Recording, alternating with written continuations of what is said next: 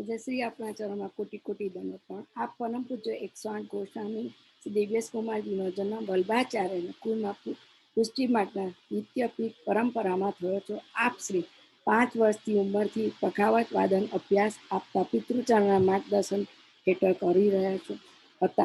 આપ શ્રી પરમ વલ્લભ આચાર્ય છો, જેમણે આપની નાની વયમાં હજારો વૈષ્ણવ સાથે બ્રજવાસી કોષની ઇતિહાસમાં યાત્રા કરી। आप श्री 500 वैष्णव साथे गिरिराज जी दंडवत परिक्रमा पण करी। इतिहास कार्य में नोट वर्ल्ड बुक में रेकॉर्ड लंडन में श्री आपसी युवा पुष्टि भक्ति बीज नो अंकुश करवामां प्रयत्नशील छो। आप श्री दिव्या पुष्टि विद्यापीठ स्थापना करी, जेम बाळकोने पुष्टि मार्गनी साथे अन्य संस्कार पण आपी रह्या छे। आप श्री गुरुवार ने रविवार पहला आप श्री अपना निवास स्थाने वैष्णव कीर्तन ज्ञान पदार्थ करी रह्या छे। आप श्री पखावत वादन में अजो खूब वैष्णवनी साथे रहीने शीखवाड़ी रह्या छे। आपना पचरामत महात्मा कुठार श्री वल्लभादी सखी जय। जय श्री आप आ 2 वर्ष पहलानु आपश्रीनु बधुं हतुं ए हुं आता बोली रही थी। आपश्रीनु आवे छे तो एमां आपने बाळकोनुं खूब सुंदर रीते आप पाठशालानुं करी रह्या छो, जोउं छुं आपना एमां। पण अमारो ने तमारो टाइमनो डिफरंटने लीधे अहींना बाळको बेसी नथी शकता, ने तो आपश्रीनु बहु सुंदर इंडियामां करी रह्या छो। खूब खूब धन्यवाद। वल्लभादी सखी जय जय। આપણા આ વખતે આપણા માતૃચરણ નામને દર્શન કરાવજો એન્ડમાં જો થાય તો।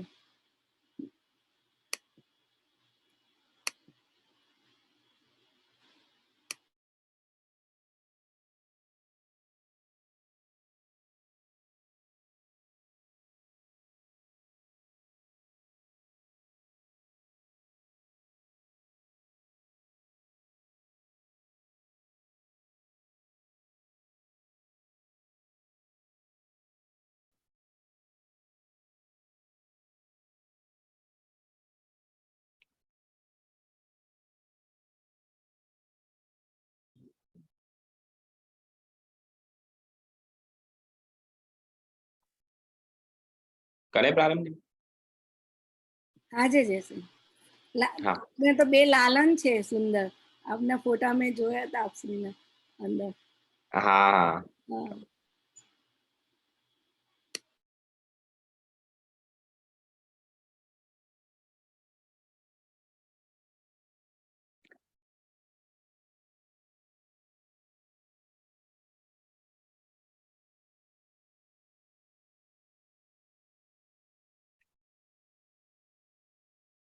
श्री कृष्णाय नमः, श्री गोपीजन वल्लभाय नमः, श्री मदाचार्य चरण कमलेभ्यो नमः, श्री गुसाई जी परम दयालवे नमः, श्री हरिराय महाप्रभु चरण कमलेभ्यो नमः। नमो भगवते तस्मै कृष्णाय अद्भुत कर्मणे रूप नाम विभेदेन जगत क्रीडति यो यतः। चिंता संतानहंतारो यत्पादाम्बुजरेणवः स्वीयानां तान्निजाचार्यान् प्रणमामि मुहुर्मुहुः। यदनुग्रहतो जन्तुः सर्वदुःखातिगो भवेत् तमहं सर्वदा वन्दे श्रीमद्वल्लभनन्दनम्। अज्ञानतिमिरान्धस्य ज्ञानाञ्जनशलाकया चक्षुरुन्मीलितं येन तस्मै श्रीगुरवे नमः। नमामि हृदये शेषे लीलाक्षीराब्धिशायिनं लक्ष्मीसहस्रलीलाभिः सेव्यमानं कलानिधिम्। चतुर्भिश्च षड्भिर्विराजते योऽसौ पंचधा हृदये मम।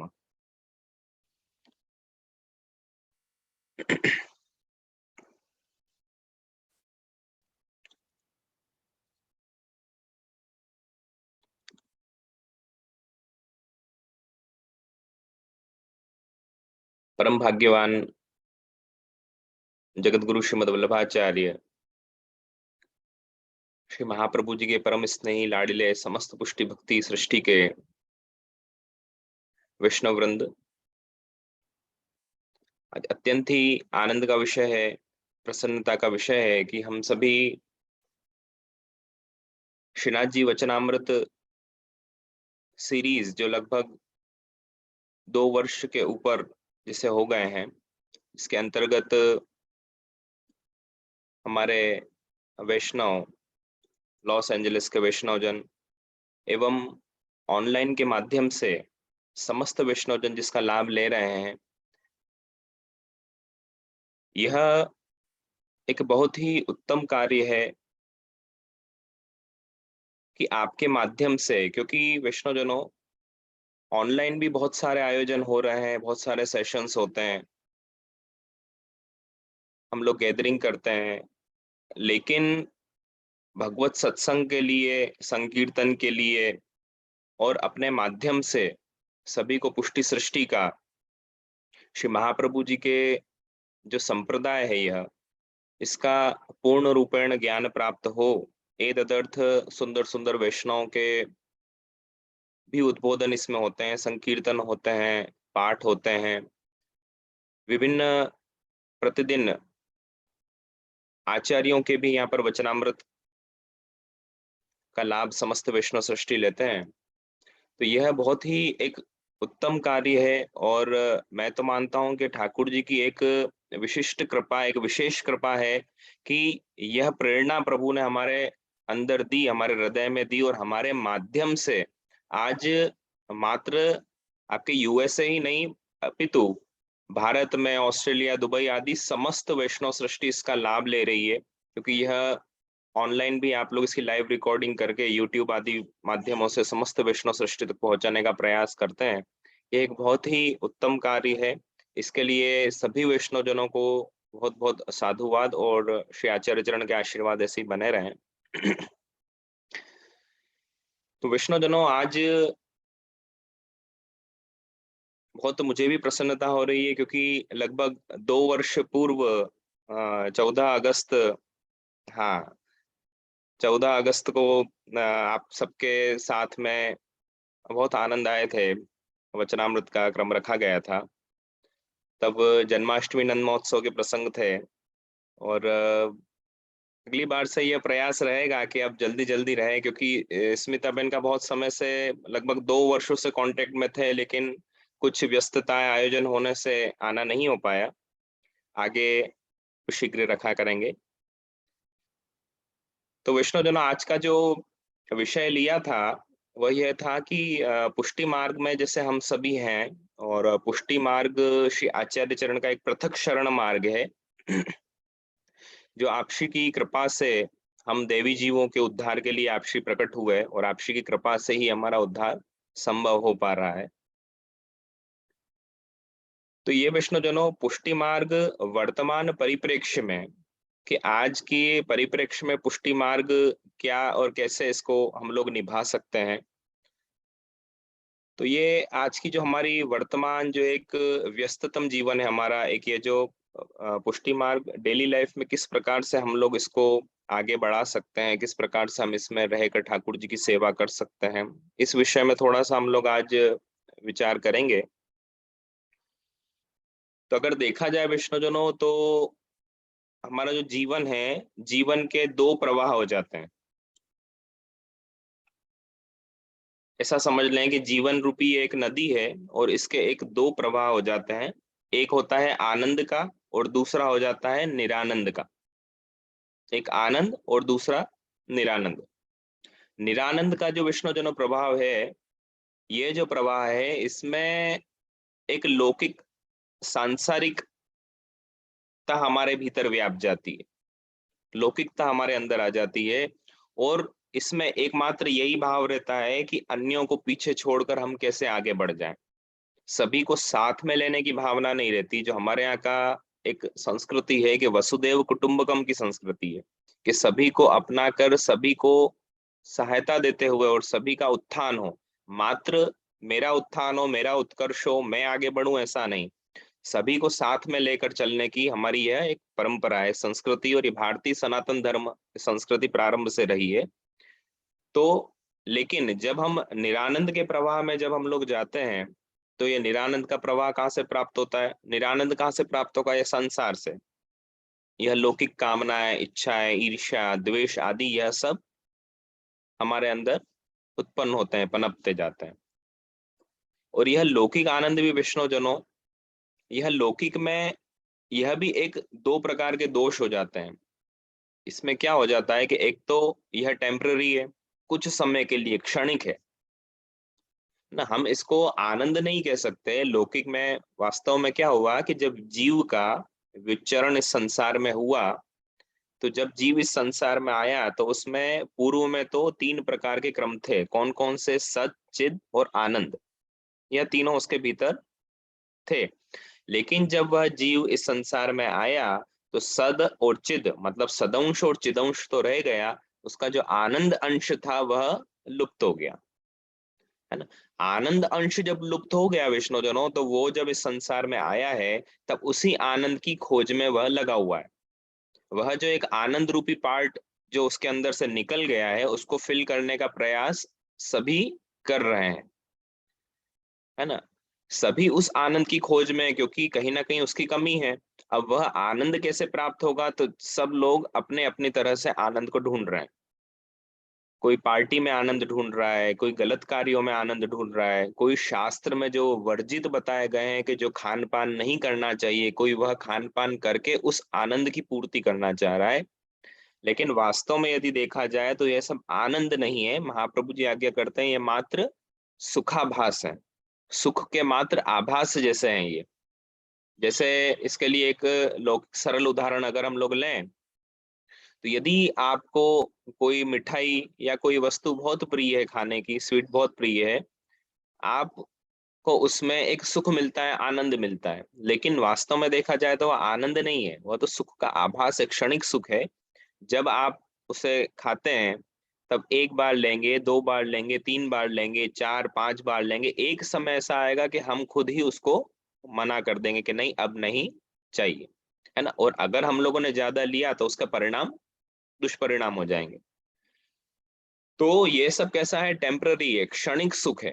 कुछ समय के लिए तो सुख है, बाकी दुख मिश्रित है, इसमें दुख साथ में मिला हुआ है। यह लौकिक जितने भी हम लोग जिसको आनंद मानते हैं, वह सब यह सुख है मात्र, इसमें आनंद नहीं है ना। तो यह दुख मिश्रित है। और दूसरा, इन क्रमों में यदि हम लोग रहते हैं तो हम लोग दुख ही हम भोग पाते हैं। कैसे? जैसे आजकल अगर परिस्थिति को देखा जाए तो आज देश विदेशों में सर्वत्र आज एकल परिवार रह गए हैं, संयुक्त परिवार नहीं है, जॉइंट फैमिलीज नहीं है। तो कहीं ना कहीं एक अकेलापन, एक मायूसी, और दूसरा सबसे बड़ी बात भविष्य की के लिए अगर देखा जाए तो अनिश्चितता, जिसको कहते हैं अनसर्टेनिटी, आज सभी के लिए ही है। अगर कोई जॉब कर रहा है तो उसके लिए अनसर्टेनिटी, उसको पता नहीं है कि मैं अभी हूँ, कल मुझे बाहर कर दिया जाए। बिजनेस में है तो यह हर जगह एक ऐसा माहौल आजकल बन गया है कि हम लोगों को एक अनिश्चितता है जीवन की, कि कल मेरा क्या होगा। आज तो मैं ये कर रहा हूँ, कल मेरा क्या होगा। जैसे अभी आपके यहाँ भी देखा जाए तो 8-10 महीने में ऐसा कहा जा रहा है कि बहुत ज्यादा ऐसा समय आ जाएगा कि जब जॉब वगैरह लोगों की नहीं रहेगी, बहुत ज्यादा आर्थिक स्थिति संकट में आ जाएगी। तो ये जो स्थिति है, ये सब एक अनिश्चितता है, एक दुख मिला हुआ है, एक टेम्पररी ये सब सुख है जो हम लोग जिसको मानते हैं।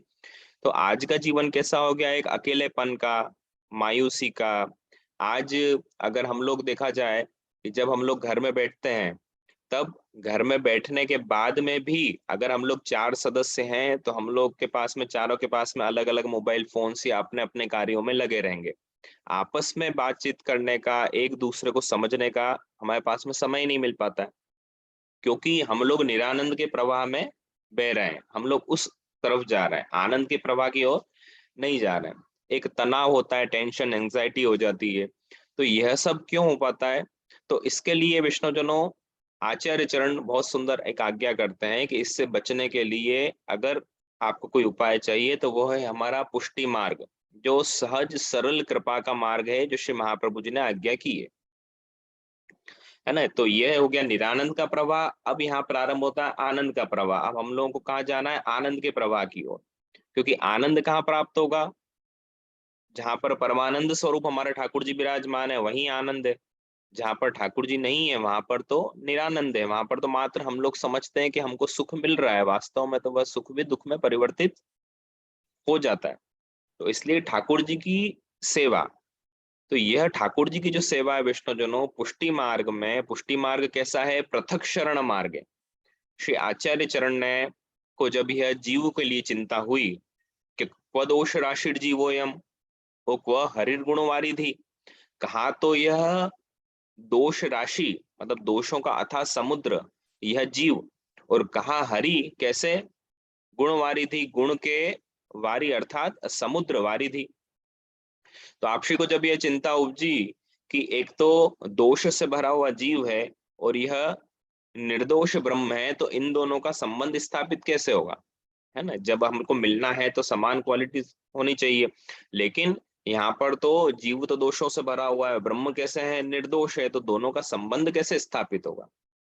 तो वहीं जब आपको यह चिंता उपजी, साक्षात परब्रह्म पूर्ण पुरुषोत्तम हमारे प्रभु पुष्टिस्थ प्रभु गोकुल में प्रकट हुए और आपने यह ब्रह्म संबंध की आज्ञा दी।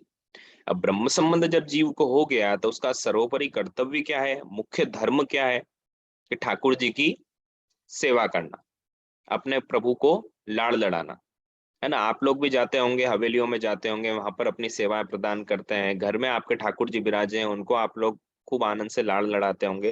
तो यह एक आनंद है वैष्णव जन। अगर आप लोग एक भाव पक्ष और सैद्धांतिक पक्ष को भी अगर एक अलग रख दें, और आज का जो विषय हम लोग ले रहे हैं कि इन टुडेज लाइफ ये एक पुष्टि मार्ग क्या है ना, तो अगर इसको भी हम लोग आज के समय के हिसाब से भी देखें, तो यह जो अकेलापन है, ये मायूसी है, ये टेंशन है, एंजाइटी है, यह जो एक चिंताओं से हम लोग घिरे हुए हैं, इससे भी हम लोग दूर रह पाते हैं, है ना।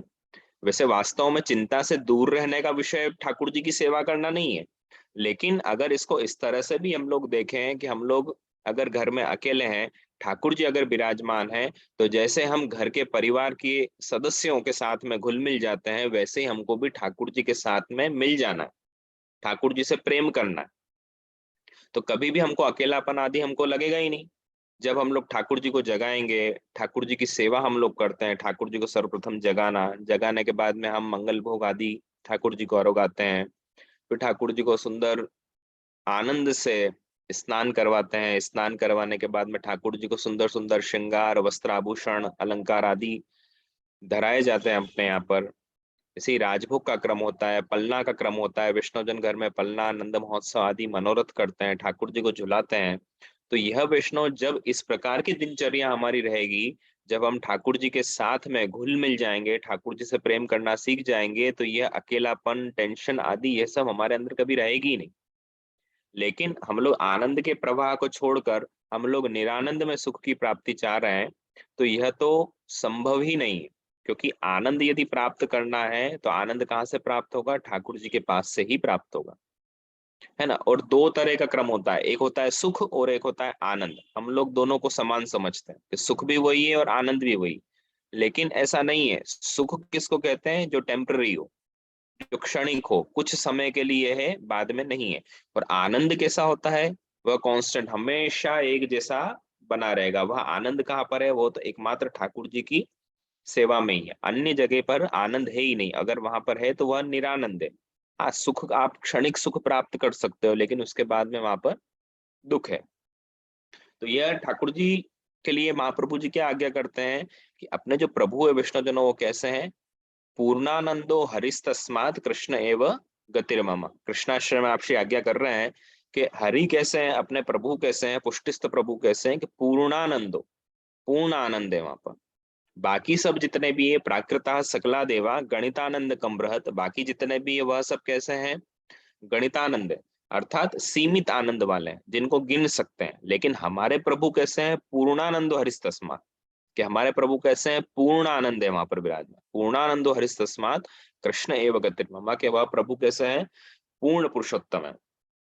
इसलिए अपने प्रभु के आगे ही परब्रह्म पूर्ण पुरुषोत्तम लगाया जाता है, क्योंकि आप श्री पूर्ण है। सारस्वत कल्प में आपसी का जब प्राकट्य हुआ, आपसी ने जो लीलाएं की, वह संपूर्ण अपने पूर्ण परब्रह्म के स्वरूप में आपसी इस भूतल पर प्रकट हुए, और आपसी ने व्रज में विभिन्न लीलाएं की हैं। तो वैष्णवजनों, ये जब गृहस्थाश्रम अपने यहाँ बताया गया है, क्योंकि गृहस्थाश्रम आचार्य चरण आज्ञा करते हैं कि गृहस्थ में रहकर, घर में रहकर जो हम लोग ठाकुर जी की सेवा आनंद पूर्वक कर सकते हैं, वह अन्य आश्रमों में आप लोग नहीं कर सकते, है ना। सन्यासी अगर हम लोग बन जाएंगे, तो सन्यासी अगर व्यक्ति बन जाएगा, तो वह तो उसके खुद के रहने का कोई ठिकाना नहीं है, है ना। वो कहाँ पर रहेगा, कहाँ पर खाएगा, कैसे रहेगा, उसका खुद का ही कुछ ठिकाना नहीं है, तो ठाकुर जी की सेवा कैसे कर पाएंगे। तो इसलिए गृहस्थ में रहकर हमारे यहाँ पर गृहस्थाश्रम को स्वीकार करके विवाह आदि होने के उपरांत फिर ठाकुर जी की सेवा हम लोग आनंद से करते हैं। है ना। बहुत से वैष्णव का ये प्रश्न रहता है कि अपने यहाँ पर हमारे यहाँ के आचार्यों ने भी गृहस्थ आश्रम स्वीकार किया है, उनके भी विवाह आदि हुए हैं। यहाँ के जो भक्त हैं, उनके जो वैष्णव हैं, उन लोगों का भी होता है। तो वह क्यों है? ताकि आचार्य चरण को साक्षात भगवत आज्ञा हुई थी पंढरपुर में कि हे श्री वल्लभाचार्य, आप विवाह कीजिए और आपके यहाँ स्वयं मैं प्रकट हूंगा। तो जब श्री गुसाई जी प्रकट हुए, तो यह भगवत आज्ञा के कारण अपने यहाँ पर यह गृहस्थाश्रम को स्वीकार किया गया। अन्य स्थानों पर जैसे संन्यास आदि क्रम रहते हैं, अपने यहाँ पर वह नहीं है, क्योंकि आचार्य चरण की स्पष्ट आज्ञा है कि जो आनंद ठाकुर जी को गृहस्थी में रहकर एक गृहस्थ जो लाड़ लड़ा सकता है, वह सन्यासी नहीं लड़ा सकता। तो ये वैष्णवजनों एक अपने यहाँ पर गृहस्थाश्रम को भी विशिष्ट महत्व दिया गया है कि क्योंकि हरिराय चरण शिक्षा पत्र में आज्ञा करते हैं कि विवाहादिषु कार्येषु बद्ध्वा सेवार्थ मानस, है ना। क्योंकि हमारे यहाँ पर तो विवाह आदि भी क्यों, ताकि बद्ध्वा सेवार्थ मानस सके, कि ठाकुर जी की सेवा हम आनंद से कर सकें, यह एक आनंद है। और दूसरा, अगर आप घर में 4 सदस्य हैं, तो आजकल तो वैष्णवजनों ऐसा समय आ गया है कि जैसे हम लोग देखते हैं कि पहले तो अगर आप घर में साथ में अगर मूवी भी देख रहे हैं तो साथ में बैठकर देखा करते थे, लेकिन आजकल तो सीरीज का जमाना आ गया है। तो फोन में कोई अलग सीरीज देख रहा है, कोई अलग देख रहा है, हम 4 व्यक्ति बैठे तो हुए हैं, लेकिन एक दूसरे से कोई कांटेक्ट में नहीं है, एक दूसरे से बात हम लोग नहीं कर पा रहे हैं। ये आज का समय आ गया। तो जब हम ठाकुर जी की सेवा में जाते हैं, तो यह भी वैष्णव जनों एक ऐसा सुंदर हमारे यहाँ पर भगवत सेवा का क्रम आचार्य चरण के श्री गुसाई जी की कृपा से हमारे घर में या हवेलियों में एक क्रम चल रहा है कि जहाँ पर संपूर्ण परिवार साथ में होकर ठाकुर जी की सेवा करता है। अगर एक व्यक्ति ठाकुर जी की सेवा कर रहा है, तो उसकी जो वाइफ है, स्त्री है, वह ठाकुर जी के लिए सुंदर सुंदर सामग्री सिद्ध कर रही है। उनके जो बालक हैं, वह सुंदर परिचारकी की सेवा कर रहे हैं, मतलब जो सेवा कर रहे हैं उनकी हेल्प कर रहे हैं, साथ में श्रृंगार लाके देना या कुछ भी क्रमचारी जी भरना, बंटा भरना, अन्य अन्य सेवा में संपूर्ण वैष्णव लगे रहते हैं।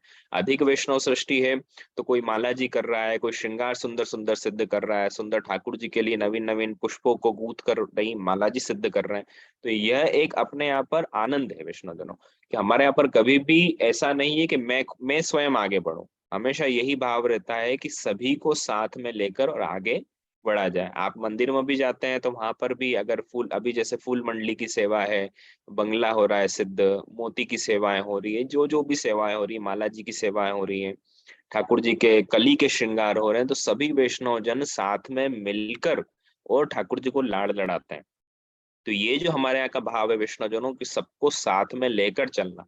तो जब यह हम लोग जब पुष्टि मार्ग से जुड़ेंगे, तो कभी भी यह बात आएगी नहीं कि हम अकेले हैं, हमारे साथ में कोई भी नहीं है।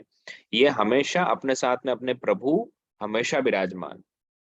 तो हम लोग से यदि कोई वैष्णवजन पूछता है कि आप कितने सदस्य हो, तो हम अगर फैमिली में 4 सदस्य हैं या 5 हैं, तो हम लोगों को एक अधिक करके बताना चाहिए। अगर आप 4 हो तो हमको क्या बोलना चाहिए? हम 5 हैं। क्यों?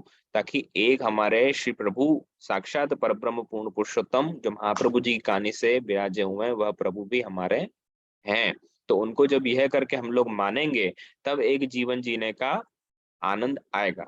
और ये परब्रह्म परमात्मा कैसे हैं? जो पूर्व में भी हमारे थे, अभी भी हमारे हैं और आगे भी हमारे रहेंगे। ये संसार हमारा रहे या नहीं रहे, लेकिन हमारे जो प्रभु हैं, हमारे जो ठाकुर जी हैं, वो हमेशा अपने भक्त के साथ में रहेंगे और हमेशा भक्त का कल्याण ही कल्याण करेंगे। यह भावना हमारे भीतर आ जाना चाहिए। तो यह जो विष्णुजनों घर में लाड़ लड़ाने की जो रीत जो गृहस्थाश्रम में रहकर बताई गई है, इसमें प्रभु को हम अपना बालक माने, वात्सल्य भाव से, जैसे हम लोग अपने घर के बच्चे को कितने प्रेम से, प्यार से, स्नेह से उसको रखते हैं, इसी प्रकार से हम अपने ठाकुर जी को भी यदि रखें, हे वात्सल्य भाव, लेकिन मूल में हमारी भावना क्या होना चाहिए? हमारे घर के स्वामी कौन है? यह प्रभु है ना। तो आत्मनिवेदन वैष्णव ने जो ब्रह्म संबंध ले लिया, तो उसके पश्चात जो हमारे ठाकुर जी हमारे घर में पधराए हुए हैं, उनकी सेवा आनंद पूर्वक करें। जैसा भी समय मिले हमको हवेली में जाके वहां पर भी सेवा, क्योंकि वहां पर सर्वोद्धारक रूप से विराजमान है, तो वहां पर भी हमको अपनी सेवाएं अवश्य देना चाहिए। तो ठाकुर जी वैष्णवजन जो हमारे परिवार के मुख्य सदस्य बन जाते हैं और हमारी सेवाओं को अंगीकार करते हैं। तो यही वैष्णवजन पुष्टि मार्ग की एक विलक्षणता है। पुष्टि मार्ग अन्य मार्गों से बिल्कुल एक अलग है, पृथक है। इसलिए आचार्य चरण का एक नाम क्या है? पृथक शरण मार्ग उपदेष्टा। श्री गोसाई जी आज्ञा करते हैं कि पृथक शरण मार्ग उपदेष्टा, पृथक शरण मार्ग का उपदेश देने वाले, ऐसे श्री आचार्य चरण है। अब पृथक शरण मार्ग है ना, इसमें विलक्षणता है, विरुद्ध धर्माश्रय है। कितने प्रकार की, अब जैसे विरुद्ध धर्माश्रय आता है कितने ग्रंथों में, तो विरुद्ध धर्माश्रय क्या हुआ कि एक ही समय में ठाकुर जी विभिन्न विभिन्न लीलाएं करते हैं, देखने में विरुद्ध भाषित होती हैं, लेकिन वह आप विरुद्ध धर्माश्रय से आश्रित है। तो कैसे? जैसे अपने यहाँ पर एक पद प्राप्त होता है कि बाहर जो देखूं तो 12 बरस को, और भीतर जो देखूं तो झूले पलना। बाहर अगर देख रही है गोपी तो वहां तो 12 बरस के प्रभु हैं, विभिन्न किशोर आदि लीलाएं कर रहे हैं, रास आदि लीलाएं कर रहे हैं, होली लीला, दान लीला, मान लीला आदि कर रहे हैं। और भीतर जो देखूं तो झूले पलना। और नंदालय में आकर जब देख रही है तो वहां पर तो ठाकुर जी पलने में झूल रहे हैं। यह विरुद्ध धर्माश्रय। ऐसा नहीं कि ठाकुर जी की एक समय में एक ही लीला है। ठाकुर जी विभिन्न लीला कर रहे हैं और विभिन्न विभिन्न भक्तों के मनोरथों को पूर्ण कर रहे हैं। और पूर्ण किए ऐसा नहीं है, आज भी कर रहे हैं, क्योंकि हमारा पुष्टि मार्ग साक्षात मार्ग है। अगर एक समय ठाकुर, क्योंकि श्री गिरिराज जी की तलहटी में जब ठाकुर जी विराजे हैं तो गिरिराज जी की तलहटी में छहों ऋतु जो है वह ठाकुर जी के सन्मुख में ठाड़ी हैं। जब ठाकुर जी को जैसी लीला करने का मनोरथ हो वह ऋतु साक्षात प्रकट हो जाती है। आप देखो अभी हिंडोले का क्रम आने वाले हैं, तो हिंडोले के क्रम होते हैं, लेकिन हिंडोले में भी रास का क्रम है। हिंडोले में भी आप देखना रास के पद अपने यहाँ पर प्राप्त होते हैं। ऐसे ही ठाकुर जी होली लीला कर रहे हैं तो एक स्थान पर रास लीला भी कर रहे हैं, एक स्थान पर दान लीला भी हो रही है, एक स्थान पर मान लीला भी हो रही है। तो एक कालावच्छिन्न लीला है ठाकुर जी की, कि ठाकुर जी एक ही समय में विभिन्न लीलाएं करते हैं। ये विरुद्ध धर्माश्रय और यही अपने मार्ग की विलक्षणता। एक सबसे बड़ी विलक्षणता क्या है? हर स्थल पर दूसरे मार्गों में तो यहाँ पर ठाकुर जी के पीछे भक्त भागता है कि ठाकुर जी की प्राप्ति मैं कर सकूं, लेकिन अपना तो ऐसा विलक्षण मार्ग है। महाप्रभु जी की कृपा से ठाकुर जी तो पुष्टिस्थ वैष्णव के साथ में ऐसे बंध गए हैं कि वहां पर तो ठाकुर जी स्वयं भक्त के पीछे भागते हैं। मर्यादा में क्या है कि जहां पर भक्त भगवान के पीछे भागे वह तो सर्वत्र देखने में आता है। जहां देखोगे वहां पर यह देखने में आता है कि सभी मनुष्य, सभी भक्त ठाकुर जी के लिए भाग रहे हैं, ठाकुर जी के लिए दौड़ रहे हैं, ठाकुर जी की प्राप्ति के लिए प्रयत्न कर रहे हैं, प्रयास कर रहे हैं। कितने कितने प्रयास कर रहे हैं। कोई जप कर रहा है, कोई तप कर रहा है, कोई दान कर रहा है, पुण्य कर रहा है, कोई यज्ञ हवन आदि कर रहा है ना। लेकिन हमारे यहाँ पर तो पुष्टि मार्ग में तो ठाकुर जी ऐसे बन गए हैं अपने भक्तों के साथ में कि ठाकुर जी को अपने भक्तों के बिना नहीं चलता, ठाकुर जी भक्त के पीछे भाग रहे हैं। यह विलक्षणता पुष्टि मार्ग में। अन्य स्थानों पर तो भक्त भगवान के पीछे भागता है, लेकिन हमारे पुष्टि मार्ग में तो भगवान जो प्रभु है वह भक्त के पीछे दौड़ रहे हैं, भक्त के पीछे भाग रहे हैं, उससे दान मांग रहे हैं, उससे बोल रहे हैं ला मुझको छाछ पिवाए दे, ला माखन खवाए दे। ये अपना संप्रदाय, ये जहाँ पर ठाकुर जी भक्त के अधीन हो जाते हैं, है ना। तो यह वैष्णवजन पुष्टि मार्ग की एक अपने आप पर विलक्षणता है। और एक विलक्षणता कितनी है, आप अगर पद कीर्तन में अगर रुचि रखते हैं तो अगर आप देखेंगे कि हर स्थान पर तो ठाकुर जी भक्तों को आशीर्वाद देते हैं, अभय दान प्रदान करते हैं, ना। भक्त दंडवत करता है और ठाकुर जी या आचार्य उसको आशीर्वाद प्रदान करते हैं। लेकिन अपने यहाँ पर यदि पद साहित्यों को देखें हम लोग, अष्टछाप कीर्तन को अगर हम लोग देखें तो वहां पर क्या पद प्राप्त होता है कि चिरजियो गोपाल रानी तेरो, है ना। पलना के समय आप लोग करते हैं, बहुत से वैष्णव करते होंगे। तो यहाँ पर क्या हो रहा है, यहाँ पर तो उल्टी रीत हो रही है। यहाँ पर तो ठाकुर जी को गोपी जन आशीर्वाद दे रही है कि चिरंजीव गोपाल रानी तेरो, हे रानी है यशोदा रानी, तेरा जो गोपाल है, लाला है या चिरंजीव है, रहे, खूब इसकी उम्र बढ़े, खूब आगे बढ़े। तो यह गोपी जन आशीर्वाद दे रही है। तो जो परब्रह्म परमात्मा है, जो सकल सृष्टि को जो आशीर्वाद प्रदान करता है और जिसके आशीर्वाद से सकल सृष्टि चल पा रही है, सांस ले पा रही है, उसी प्रभु को हमारे यहाँ की गोपीजन आशीर्वाद दे रही है। यह पुष्टि मार्ग की विलक्षणता। दूसरा, अगर आप पद प्राप्त करो देखो तो अपने यहाँ पर वर्णन आता है तिहारो ग्रह सुबह स बसो रानी जो, बधाई का पद है। इसमें एक वर्णन आता है कि देत आशीष सकल गोपी जन। यहाँ पर भी पद प्राप्त होता है कि देत आशीष सकल गोपीजन ठाकुर जी को आशीर्वाद प्रदान कर रही है। ऐसे ही अगर इधर गुसाई जी आदि की बधाई, महाप्रभु जी की बधाई आदि में देखें, उसमें भी बहुत से वर्णन प्राप्त होते हैं। एक वर्णन आता है जुग जुग राज करो श्री गोकुल, तो यहाँ पर भी ये वर्णन आ रहा है कि जुग जुग राज करो। गोपीजन या ब्रज भक्त ऐसी भावना रखते हैं कि आप तो प्रभु युग युग जुग जुग यहाँ पर राज करो और यहीं पर ही विराजो, छिन्न इत उत न टरो। यहाँ से जरा सा भी अब आप कहीं पर भी नहीं पधारे, आप सदैव यहीं पर ही विराजे। क्योंकि पूर्व में तो जब आपका कृष्ण अवतार हुआ था, गोसाई जी से विनती करते हैं कि जब आपका कृष्ण अवतार था, तब तो आप क्षणिक सुख देके और पधार गए थे। थोड़े समय ही ब्रज में विराजे, 11 वर्ष और 52 दिन ही ठाकुर जी ब्रज में विराजे। फिर तो ठाकुर जी की आगे की लीलाएं हुई। अपने पुष्टि मार्ग में जो लीलाएं हैं वैष्णवजनों, वह ठाकुर जी की 11 वर्ष और 52 दिन जो आपने लीलाएं की हैं, वह ब्रज में, वही लीलाओं को अपने यहाँ पर सेवा में लिया गया है। उसके बाद तो ठाकुर जी आगे पधार गए, फिर तो मथुरा लीला, द्वारिका लीला आदि लीलाएं आप श्री की हुई है। लेकिन ब्रज लीला में जो आनंद है वह अन्य लीलाओं में नहीं है, है ना। तो इसलिए यहाँ पर अब तो भक्त गुसाई जी से विनती करते हैं कि प्रभु, कृष्ण अवतार के समय में तो आप जल्दी पधार गए थे, लेकिन अब तो छिन इत उत न टरो, अब तो हमेशा गोकुल में ही विराजो, आप तो ब्रजमंडल में ही विराजो और भक्तों को सुख प्रदान करो। तो यह वैष्णवजनों कितना एक अलग, एक अपने आप पर कितना एक आनंद है। वैष्णव आजकल पुष्टि मार्ग से डरते हैं, घबराते हैं, है ना। ये सब विषय क्यों लिए जा रहे हैं? क्योंकि आज अपना जो टॉपिक है, विषय वही है कि वर्तमान परिस्थिति, आज के समय में क्या करना। तो हम लोगों को वैष्णवजनों घबराने की, डरने की आवश्यकता नहीं। कितना सुंदर और सरल मार्ग श्री महाप्रभु जी ने प्रकट किया है कि जहाँ पर एकमात्र हमको अपने प्रभु से प्रेम करना है ना। और प्रेम कैसा करना है, उसकी भी एक गाइडलाइन निश्चित है कि जैसे श्री महाप्रभु जी ने जैसे आज्ञा करी है, तदनुरूप हमको चलना है। इसको अगर संप्रदाय की भाषा में समझें तो महाप्रभु जी की मेंड में आप श्री की जैसी आज्ञा है, वैसी मर्यादा में हमको ठाकुर जी की सेवा करनी है ना। अब मेंड में सेवा क्यों करनी है? ताकि अपने यहाँ पर कहा गया है, जो ठाकुर जी जो विराजमान है, वह श्री आचार्य चरण की कृपा कानी से ही हमारे घर में विराजमान है। श्री हरिराज शिक्षा पत्र में आज्ञा करते हैं कि श्री मदाचार्य कृपया तिष्ठति स्वग्रहे हरि। श्री महाप्रभु जी की कृपा से हमारे घर में ठाकुर जी विराज रहे हैं। तो उनकी कृपा से जब हमारे घर में ठाकुर जी विराजमान है, तो उनकी कानी से, उनकी आज्ञा के प्रमाण से जब हम लोग ठाकुर जी की सेवा करेंगे, तो ठाकुर जी को सुख प्राप्त होगा, ठाकुर जी को आनंद मिलेगा। और ठाकुर जी जब आनंदित होंगे, ठाकुर जी जब प्रसन्न रहेंगे, तो भक्त को वही चाहिए, भक्त को और कुछ भी नहीं चाहिए। उसको मात्र क्या चाहिए वैष्णव को? कि हमारे प्रभु आनंद से विराजे, उसी में उसका आनंद है। उसको अलग से कोई आनंद नहीं चाहिए, उसको तो मात्र ठाकुर जी अगर प्रसन्न है तो मैं प्रसन्न हूँ, ये भाव हमारा होना चाहिए, है ना।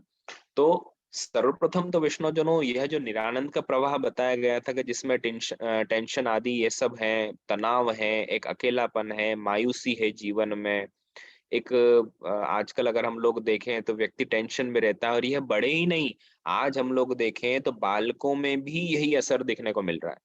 आप लोग अपने आसपास देखें या घर में देखेंगे तो बालक भी टेंशन में है, छोटी उम्र के बच्चे भी टेंशन में हैं। सभी एक मतलब देखा जाए तो एक आबाल वृद्ध, एक छोटा बालक से लेकर युवा और युवा से लेकर वृद्ध तक आज कहीं ना कहीं टेंशन आदि का शिकार, चिंता का शिकार हो रहा है ना। इसके लिए आपने आचार्य आज्ञा करते हैं कि प्रभु में दृढ़ आश्रय होना चाहिए, दृढ़ आसक्ति होना चाहिए। दृढ़ आसक्ति अगर हमारी अपने प्रभु में है, तो हम लोग सब कुछ प्राप्त कर लेंगे। देखो वैष्णव जना, होता क्या है कि जब प्रभु में दृढ़ आसक्ति नहीं होती है, जब हमारी प्रभु में दृढ़ता नहीं होती है, दृढ़ आसक्ति नहीं होती है, तो इससे क्या होता है? दृढ़ आसक्ति नहीं होने से दृढ़ विश्वास नहीं होता है, सबसे पहली बात। दृढ़ विश्वास नहीं हो पाता है ना। और अगर आपका दृढ़ विश्वास नहीं है, आपका अटूट विश्वास अगर प्रभु में नहीं हो पा रहा है, तो दृढ़ विश्वास के अभाव में, जब दृढ़ विश्वास नहीं होता है, तब आपको चिंताएं घेर लेती है ना। तो सबसे पहले तो दृढ़ आसक्ति होना चाहिए। दृढ़ आसक्ति नहीं है तो दृढ़ विश्वास नहीं होगा। दृढ़ विश्वास अगर नहीं है तो चिंताएं हमको घेर लेंगी, है ना। अब चिंताएं जब हमारे चित्त में आ गई, तो चिंताएं जब चित्त में आ जाती हैं, तो भगवत चिंतन फिर नहीं हो सकता, है ना। चित्त में या तो चिंतन रहेगा या चिंता रहेगी, या तो ठाकुर जी का चिंतन या फिर चिंताएं, है ना। क्योंकि मन नहीं लगेगा ठाकुर जी की सेवा में, अन्य विषयों में मन दौड़ेगा, है ना। तो यह वैष्णवजनों, ये हमको समझना चाहिए कि चिंता और चिंतन, है ना, चिंता जो होती है वैष्णवजनों, चिंता हमको हर समय जलाती है ना। चिंता कैसा होता है, कैसी होती है, चिता के समान होती है। जैसे अग्नि होती है विष्णुजनों, वह क्या होती है, चिंता और चिंतन, है ना। तो इसमें क्या कहा जाता है, जैसे चिंता है और कैसी होती है, वह चिता के समान होती है। चिता मतलब अग्नि, है ना। चिंता जब आप करोगे, या इसको हम लोग कहते हैं कि चिता के समान है, तो चिता प्रत्येक क्षण व्यक्ति को जलाती है। जब जब आप सोच रहे हो, जब जब आप कर रहे हो, तब तक आपको एक जलाती है वो, है ना।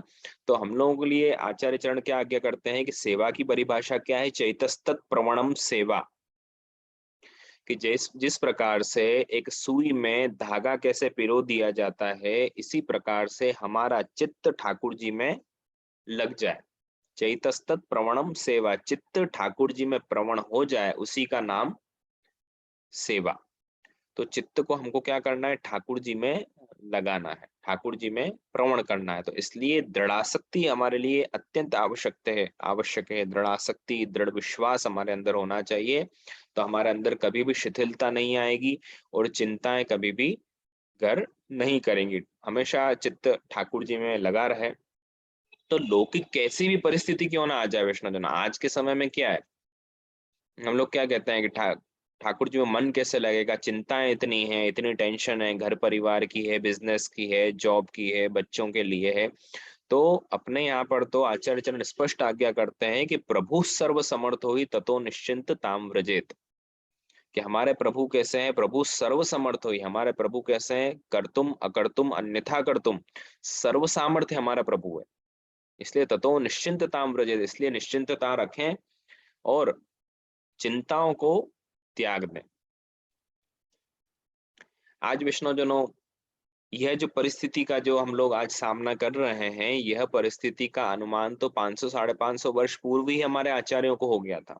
आपने उसी समय इस परिस्थिति को भाप करके और पूर्वानुमान कर लिया था कि आगे कैसा समय आएगा और वैष्णव सृष्टि पर क्या प्रभाव पड़े। इसलिए आपशी ने वैसा ही मार्गदर्शन किया है। मैं तो प्रत्येक बार कहता हूँ, आज भी आप लोगों को समक्ष कहना चाहता हूँ कि महाप्रभु जी की जो शिक्षा है, महाप्रभु जी ने जो मार्गदर्शन किया है, अगर एक तरह से तो महाप्रभु जी हमारे लिए कौन है, कोई साधारण आचार्य नहीं है। महाप्रभु जी तो हमारे लिए साक्षात ठाकुर जी का स्वरूप है ना। श्री गोसाई जी आज्ञा करते हैं वल्लभाष्टक में कि वस्तुतः कृष्ण एवं, आप तो साक्षात कृष्ण स्वरूप है। अगर आप उसको उच्च कोटि का आचार्य या ब्राह्मण करके मानते हैं, तो पुष्टि मार्ग के द्वार हमारे लिए बंद है। लेकिन आप अगर उनको गोपीजन वल्लभ करके साक्षात परब्रह्म पूर्ण पुरुषोत्तम वस्तुतः कृष्ण एवं साक्षात कृष्ण करके मानेंगे, तो यह पुष्टि मार्ग के द्वार आपके लिए खुले हुए हैं और सहजता में आप ठाकुर जी को प्राप्त कर लोगे महाप्रभु जी की कृपा से। तो यह विष्णुजन अपना जो पुष्टि मार्ग है, इसके लिए हाँ बात ये चल रही थी कि महाप्रभु जी की जो शिक्षा है, अगर हम लोग महाप्रभु जी को आचार्य हैं, ठाकुर जी का स्वरूप है, यह सब तो ठीक है। हम पुष्टि मार्ग में हैं, इसलिए आचार्य चरण की शिक्षा को ग्रहण करें, ये नहीं। अगर आप एक साधारण व्यक्ति भी महाप्रभु जी की जैसी शिक्षा है, महाप्रभु जी ने जैसा मार्गदर्शन दिया है, उस अनुरूप अगर वह अपना जीवन का निर्वाह करता है, तो उससे अधिक सुखी व्यक्ति और कोई भी नहीं। महाप्रभु जी को अपने जीवों की कितनी चिंता है। अगर आप विवेक धैर्य आश्रय ग्रंथ देखें, दूसरे ग्रंथ देखें, तो उसमें महाप्रभु जी का मार्गदर्शन कितना सुंदर है कि आप श्री आज्ञा कर रहे हैं और सब बता रहे हैं कि आपको किस तरह से जीवन में चलना है आगे। आप किस तरफ से, जैसे अपने अपन को जैसे जीपीएस होता है ना, अपन को जैसे नेविगेशन आदि होते हैं गूगल में, हमको डायरेक्शन देते हैं कि आपको कैसे चलना, कहाँ पर आपको ट्रैफिक मिलेगा, आप कितने समय में पहुंचोगे, कहाँ कहाँ आपको हर्डल्स कठिनाइयां आ सकती हैं। तो ऐसे महाप्रभु जी ने हम वैष्णव के लिए कितनी चिंता है कि आपसे बता रहे हैं कि आपको किस रास्ते से चलना है। इस रास्ते पर अगर आप चलोगे तो इस रास्ते में कितने कांटे हैं, कितनी परेशानियां आएंगी। तो यह सब आचार्य चरण हम लोगों को स्पष्ट आज्ञा करते हैं। अब बताइए, ऐसा सुंदर गुरु, ऐसे सुंदर आचार्य हमारे संप्रदाय में हुए हैं, तो हमको किस बात की चिंता। हमको चिंता करने की आवश्यकता ही नहीं वैष्णवजनों, क्योंकि जब हम लोगों ने ब्रह्म संबंध ले लिया, अपना सर्वस्व समर्पण जब हमने प्रभु के चरणारविंद में कर दिया, तो अब हमारी चिंता तो ठाकुर जी को है। अब वो हमारा पार अवश्य निकालेंगे और पार पहुंचाएंगे हमें। लेकिन हमें किस बात की चिंता की आवश्यकता नहीं, हमको तो एकमात्र ठाकुर जी की सेवा करनी और आनंद से अपना जीवन व्यतीत करना है। तो आचार्य चरण का जैसे जैसी आज्ञा है उस अनुसार अगर हम लोग चलेंगे वैष्णवजनों, तो जीवन जीने में एक अलग आनंद आएगा। एक जीवन जीना और एक जीवन को काटना, दोनों में बहुत अंतर होता है। वास्तव में जीवन को कैसे जीना, खुश होकर प्रसन्न होकर जीवन को जीना, वह एक जीवन जीने का आनंद है। तो पुष्टि मार्ग में यदि वैष्णवजनों देखा जाए तो आचार्य चरण पूर्व में तो क्या था, प्रस्थान त्रयी थी। लेकिन आचार्य चरण हमारे आज्ञा करते हैं कि वेदाः श्री कृष्ण वाक्यानि व्यास सूत्राणि चैवहि समाधि भाषा व्यासस्य प्रमाणम तच्चतुष्टयम्। निबंध में आचार्य चरण आज्ञा करते हैं कि अपने यहाँ पर 4 प्रमाण माने गए वैष्णवजनों। वेदाः मतलब वेद, श्री कृष्ण वाक्यानि कृष्ण वाक्य मतलब श्रीमद् भगवद गीता, व्यास सूत्राणि चैवहि व्यास जी के सूत्र, और समाधि भाषा व्यासस्य ये चौथी श्रीमद् भागवत। यह चारों को हमारे यहाँ प्रमाण लिया गया। अब जो श्रीमद् भगवद गीता रूपी जो प्रमाण है, जो साक्षात श्री कृष्ण की वाणी है, साक्षात कृष्ण के वचनामृत है, एक कह सकते हैं कि जीवन जीने का एक जो पूरा सार बताया गया है कि किस प्रकार से जीना, जो श्रीमद् भगवद गीता, वो भगवद गीता को यदि प्रमाण मानकर चले तो वहां पर श्री ठाकुर जी की स्पष्ट आज्ञा है कि सर्वधर्मान परित्यज्य मामेकम शरणम व्रज अहम त्वाम सर्व पापेभ्यो मोक्षयिष्यामि मा शुच। यही आश्रय है ना। जैसे विवेक धैर्य आश्रय वैष्णवजनों, तो हम लोग समझें कि विवेक क्या है। ये मतलब आप जब इसको कभी अकेले में बैठकर वैष्णवजनों जब सोचेंगे कि आचार्य चरण की जो शिक्षा प्रणाली है, हमारा जो मार्ग है, वो कितना सरल और सहज है कि हमको टेंशन चिंताओं का तो कोई सवाल ही उत्पन्न नहीं होता। लेकिन होता क्या है कि हम ऊपरी तौर पर इसको देख देख कर आगे बढ़ जाते हैं। कोई अपरसमेंड मर्यादा से डर रहा है, कोई हमारे यहाँ की प्रणालिकाओं से डर रहा है। तो ये डरने का विषय नहीं है। डरेंगे तो ठाकुर जी से दूर भागते जाएंगे। ये तो प्रेम का विषय है, ठाकुर जी से प्रेम करना है। पुष्टि मार्ग ही प्रेम है, अनुग्रह मार्ग है, कृपा मार्ग है। तो यहाँ तो ठाकुर जी से हमको प्रेम करना है, हमको दूर नहीं जाना है। अपने यहाँ तो कहते हैं कि परमानंदास जी का एक पद प्राप्त होता है कि अन्य स्थानों पर तो क्या होता है कि जहां पर आप तैर कर निकल गए, अगर नदी तालाब या जो भी हो, है ना, उसमें अगर आप तैर कर निकल जाते हो तो आप पार पा जाते हो। लेकिन यहाँ पर परमानंद जी तो आज्ञा कर रहे हैं कि पुष्टि मार्ग रूपी समुद्र कैसा है कि यहाँ पर तैर के निकलेगा वह तो हार जाएगा। यहाँ पर तो कौन जीतेगा, डूबियो सो ही पार। जो इस पुष्टि मार्ग में डूब जाएगा वही पार पाएगा। तो ठाकुर जी के भगवत रस में, ठाकुर जी की लीलाओं में हम लोगों को डूब जाना, इतना इसमें एक अलग आनंद है कि हमको संसार भुला देता है। यह एक अलग दुनिया, एक अलग जीवन, एक जीने का आनंद हम लोगों को आता है ना। इसलिए हमेशा देखना कि कोई कैसा भी व्यक्ति हो, चाहे धन से संपन्न हो, बल से संपन्न हो, ज्ञान से संपन्न हो, वह हमेशा दुखी दिख सकता है। लेकिन अगर सुंदर भगवदी वैष्णव के जब जब आप दर्शन करोगे, तब आपको देखकर कभी नहीं लगेगा कि ये व्यक्ति दुख में है। हमेशा आप लोग इसका अनुभव स्वयं कर सकते हैं। आपके आसपास भी कोई भगवती सुंदर वैष्णव हैं, उनसे जब भी आप मिलोगे तो कभी भी ऐसा लगेगा ही नहीं कि इनके जीवन में कुछ चिंता परेशानियां कुछ ना कुछ हैं। क्यों नहीं है? ताकि वह आनंद के प्रवाह की ओर है, वह निरानंद के प्रवाह की ओर नहीं है। तो आचार्य चरण कितनी सुंदर आज्ञा कर रहे हैं, विवेक, कि विवेक होना चाहिए। सर्वप्रथम विवेक क्या है कि विवेकस्तु हरिस्सर्वम निजेच्छातः करिष्यति। क्या होता है विवेक कि हरि जो है वह निजेच्छातः करिष्यति। निजेच्छा के दो अर्थ हो जाते हैं। प्रथम तो निज इच्छा मतलब अपनी इच्छा से जो कर रहे हैं वह भक्तों के हित में करेंगे। और दूसरा निज इच्छा हो जाता है कि आप सब जो ठाकुर जी के निज हो, निज दास हो, निज सेवक हो, जो अपने खास हो, उन सबकी इच्छा के अनुसार ठाकुर जी करेंगे। तो हमेशा यही विवेक होना चाहिए कि प्रभु जो कर रहे हैं वह मेरे हित में कर रहे हैं। और विवेकस्तु हरिसर्वम निज इच्छा तक करिष्यति, कि प्रभु हमेशा हमारी इच्छा के अनुरूप ही सब कुछ कर रहे हैं, इसलिए हमको निश्चिंत रहना है ना। यही विवेक है। और विवेक कब प्राप्त होता है विष्णुजनों? इसकी प्राप्ति कैसे होगी? तो एक इसको हम लोग एक चौपाई से भी समझ सकते हैं कि बिनु सत्संग विवेक न होए, कि बिना सत्संग के विवेक की प्राप्ति नहीं हो सकती, इसलिए सत्संग परम आवश्यक है।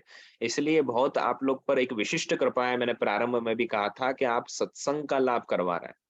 भागवत जी में भी आता है ना, अयम ही परमो लाभ, परम लाभ ही यही है कि हमको उत्तम वैष्णव जनों का, आचार्यों का सत्संग प्राप्त हो, उनका संसर्ग प्राप्त हो, यही जीवन का परम आनंद है। क्योंकि दुर्लभो मानुषो देहो, ये मनुष्य जीवन दुर्लभ है वैष्णव जनों, ये मनुष्य जीवन दुर्लभ है ना। हमारे यहाँ तो आचार्य ये भी आज्ञा करते हैं कि अगर आपको ये मनुष्य जीवन प्राप्त हुआ है और इसे आप भगवत कार्यों में, सुंदर कार्यों में नहीं लगा रहे हो, इसको अगर संसार की ओर ही डाल रहे हो, तो आप आत्मघाती हो, है ना। आत्मघाती कौन? जो सुसाइड आदि करते हैं, उनको कहते हैं आत्मघाती। तो आप अपने इस शरीर को भी एक तरह से देखा जाए तो जो ठाकुर जी की प्राप्ति के लिए जो आपको यह देह प्राप्त हुआ है, इसको आप संसार में लगाकर इसको खत्म कर रहे हैं, तो ये भी एक तरह से आत्मघाती का दोष हमको प्राप्त होता है ना। तो हम लोगों को तो ठाकुर जी की सेवा आनंद पूर्वक करनी है, और अभी जितना बताया, टेंशन, चिंता, इन सब से तो हम निश्चित तौर पर मुक्त हो जाएंगे। तो ये विवेक, कि बिना सत्संग के विवेक हमको आ ही नहीं सकता। जैसे जैसे हम सत्संग करते हैं, अच्छे अच्छे भगवती वैष्णव जनों को सुनते हैं, आचार्यों को सुनते हैं, तो हमारे भीतर भी प्रेरणा जागृत होती है, प्रेरणा मिलती है, और हम जीवन में उस प्रकार से आगे बढ़ पाते हैं ना। तो हमेशा वैष्णवजनों, जब भी आप लोग किसी के भी सत्संग को श्रवण करते हैं, तो मात्र सुनना है इसलिए नहीं, उसको श्रवण करने के बाद, जैसे मैं देख रहा हूँ कुछ वैष्णवजन इसको नोट्स करते जाते हैं, तो ये बहुत ही अच्छा प्रकार है कि हम लोग जब इसको नोट करते हैं, उसके बाद में हम लोगों को कभी भी आप जो भी सुनते हैं, आप ये अच्छा कुछ पढ़ते हैं, आप किसी के वचनामृतों को सुनते हैं, वैष्णव के सत्संग को सुनते हैं, तब उसको हम लोगों को चिंतन, मनन, निनिध्यासन आदि हम लोगों को बाद में करना चाहिए। तो जब आप, जैसे आप, बहुत से वैष्णव का ये कहना है कि जैसे हम लोग वार्ता तो करते हैं लेकिन याद नहीं रहती, है ना। सुनते तो हैं लेकिन बाद में याद नहीं रहती है। उस समय तक तो हम लोगों को बहुत अच्छा लगता है, 1 घंटे के वचनामृत हो रहे हैं तो हम लोगों को बहुत अच्छा लगेगा, लेकिन बाद में जाकर उसको हम लोग भूल जाते हैं। तो वह क्यों भूल जाते हैं? ताकि उसका चिंतन मनन हम लोग नहीं कर पाते। जैसे हमारे यहाँ पर गौ माता, है ना। गौ माता कैसी है? जब भी किसी चीज को वह खाती है, अरोगती है, तो उसके बाद में उसको हमारे यहाँ पर कहते हैं जुगाली करना, उसको फिर से चरवण करना, फिर से करते हैं ना। तो इसी प्रकार से जब हम किसी चीज को सुनते हैं, कोई अच्छे हम लोग सुंदर वचनों को जब हम लोग श्रवण करते हैं, तब बाद में उसको एकांत में बैठकर और उसका चिंतन करना चाहिए कि हम लोगों ने क्या क्या सुना है। जब इस प्रकार से हम लोग किसी भी क्रम को लेते हैं, तो वो आपके हृदय में स्थिर हो जाते हैं, फिर वो भाव, फिर आप कभी भी उसे भूलेंगे नहीं, है ना। तो यह एक अपना बहुत सुंदर एक प्रकार है, ये सब जो आचार्यों ने बताए गए हैं। तो यह वैष्णवजनों विवेक हुआ, कि विवेकस्तु हरिसर्वम निजच्छात करिष्यति। और धैर्य, धैर्य क्या है? त्रिदुख सैनम धैर्यम। आचार्य चरण आज्ञा करते हैं कि आधि भौतिक, आधि दैविक और आध्यात्मिक 3 प्रकार के दुखों को सहन करना, वह धैर्य, उसको कहते हैं धैर्य, है ना। अब इतना समय नहीं कि 3 प्रकार के दुख आदि क्या होते हैं। तो ये धैर्य वैष्णवजनों आज परम आवश्यक है, पेशेंस बहुत जरूरी है। ये हर घर से चले गया है, हर स्थान पर व्यक्ति बहुत जल्दी नर्वस हो जाता है, दुखी हो जाता है, और चिंता इसको घेर लेती है, डिप्रेशन में आ जाता है। अगर हम लोग आजकल के बालकों को देखें, तो बालकों का जीवन भी कैसा हो गया है। कोई भी कॉम्पिटिटिव एग्जाम्स आदि अगर उन्होंने दी हैं, उसको क्रैक नहीं कर पा रहे हैं, उसमें अगर पास नहीं हो पा रहे हैं, तो उनको एक डिप्रेशन के शिकार हो जाते हैं वो लोग। बड़े लोग हैं, जरा सा बिजनेस में कुछ ऊंचा नीचा हुआ कि हम लोग चिंताओं के शिकार हो जाते हैं। वृद्ध व्यक्ति है तो उनकी अपनी एक अलग चिंता है। तो आजकल धैर्य नहीं रहा है वैष्णवजनों। जो घर में भी आदि क्लेशेस आदि होते हैं, तो वह सब क्यों होते हैं? ताकि एक चिंताएं और टेंशन के कारण उसमें धैर्य नहीं रहता है, और धैर्य नहीं रहता है तो यह एक स्वाभाविकता है कि हमारी कभी भी, हम लोग किसी से भी समरसता हमारी नहीं बन पाएगी। धैर्य ही जीवन से चले गया, एक पेशेंस चले गया है। धैर्य होना चाहिए। जब आप किसी भी चीज में धैर्य रखते हैं, किसी का भी तुरंत आप एक्शन पर रिएक्शन मत करो। आप उसको सोचो, विचारो, उसको समझो कि मैं क्या बोलने जा रहा हूँ, वह सही है या नहीं है, उसके परिणाम कैसे होंगे, है ना। आजकल तो क्या है, जरा सा किसी ने कुछ बोला कि तुरंत उसका रिप्लाई कर दिया, है ना। उसके बाद में फिर वो आपस में ग्रंथि बन जाती है ना। हम लोगों को ग्रंथि नहीं बांधना है। हम लोगों को तो हमेशा सबको साथ में लेकर चलना है। तो इसलिए जब भी आपके जीवन में कुछ ऐसे क्षण आते हैं, उपस्थित होते हैं कि कोई आपको यदि कुछ कह रहा है, तो आप उसको सोचो, विचारो कि मैं उसका रिप्लाई जो करूँगा, मैं जो रिएक्शन लूँगा, उसका प्रभाव क्या पड़ेगा? क्या वह आगे जीवन में मेरे लिए अच्छा है या नहीं? आपको फिर जो ठीक लगता है वह करिए। तुरंत हम लोग जो क्रोध में आकर, क्रोध की अग्नि में आकर जो जल जाते हैं, तो उससे यह सब काम, तो धैर्य अत्यंत आवश्यक है वैष्णवजनों। हमारे घर में बालकों को भी प्रारंभ से हम लोग ये विवेक, धैर्य, आश्रय बहुत ही सुंदर है। यह सब हम लोगों को समझाना चाहिए कि धैर्य क्यों आवश्यक है ना? धैर्य होना चाहिए। और ये काल से तो वैष्णवजनों भयभीत होने की आवश्यकता ही नहीं है। यह जो समय है, काल है, इससे कभी भी भयभीत नहीं होना। अपने यहाँ तो आचार्य चरण आज्ञा करते हैं कि कालोपि कठिनोपि कृष्ण भक्तान न बाधते। यह काल जो है ना वैष्णवजनों, कितना भी कठिन हो, कितना भी गलत हो, लेकिन कृष्ण भक्तान न बाधते, ये कृष्ण भक्तों का हम वैष्णव को कभी भी बाधा पहुंचा ही नहीं सकता, कितना भी कठिन काल क्यों नहीं। इसलिए हम लोगों को काल से भयभीत होने की आवश्यकता ही नहीं है। इसलिए कहा गया है कि एकमात्र हमको कौन का आश्रय करना है? हमको ठाकुर जी का आश्रय करना है। ये हुआ विवेक, धैर्य, और यह हुआ अब आश्रय। तो यहाँ पर श्री आचार्य चरण की आज्ञा आती है। पूर्व में देखें तो श्री ठाकुर जी गीता जी में आज्ञा करते हैं कि सर्वधर्मान परित्यज्य मामेकम शरणम व्रज, कि सभी धर्मों को त्याग कर मेरी एक शरण में आ जा। यह एकमात्र दृढ़ आश्रय। आश्रय को यदि सरल भाषा में समझे तो क्या, एक संबल, एक सपोर्ट। जैसे आप अगर कोई गड्ढे में नीचे अगर आप गिरे हुए हो, अगर आपको ऊपर आना है तो वहां पर कोई अगर रस्सी डालेगा या फिर कोई एक सीढ़ी रख देगा, या पेड़ की अगर कोई बेल आदि आ रही है, तनार, तो आप उसको पकड़ कर आप ऊपर की ओर चढ़ जाओगे। तो आप जब गड्ढे में हो तब आपके लिए आश्रय कौन हुआ? वह सीढ़ी या फिर वह रस्सी, वह आश्रय का स्वरूप हुआ। ऐसे ही हम जो जीव हैं वह कहाँ पर हैं? कौन से गड्ढे में फंसे हुए हैं? इस संसार रूपी गड्ढे में हम लोग हैं। संसार रूपी कुएं में, कूप कह दो इसको, संसार कूप भागवत जी में आता है। तो ये संसार कूप में हम लोग पड़े हुए हैं। अब हम लोग को ऊपर जाना है संसार के, तो हम लोग को किसका आश्रय करना पड़ेगा? कोई बताएगा यहाँ पर? हम वैष्णव को कौन का आश्रय है?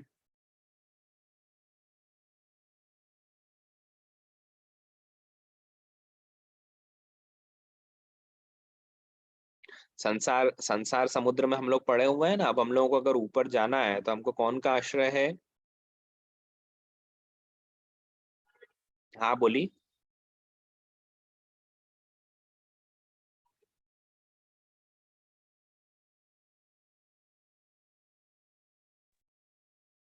ठाकुर जी का आश्रय है हमसे। हाँ बहुत बढ़िया।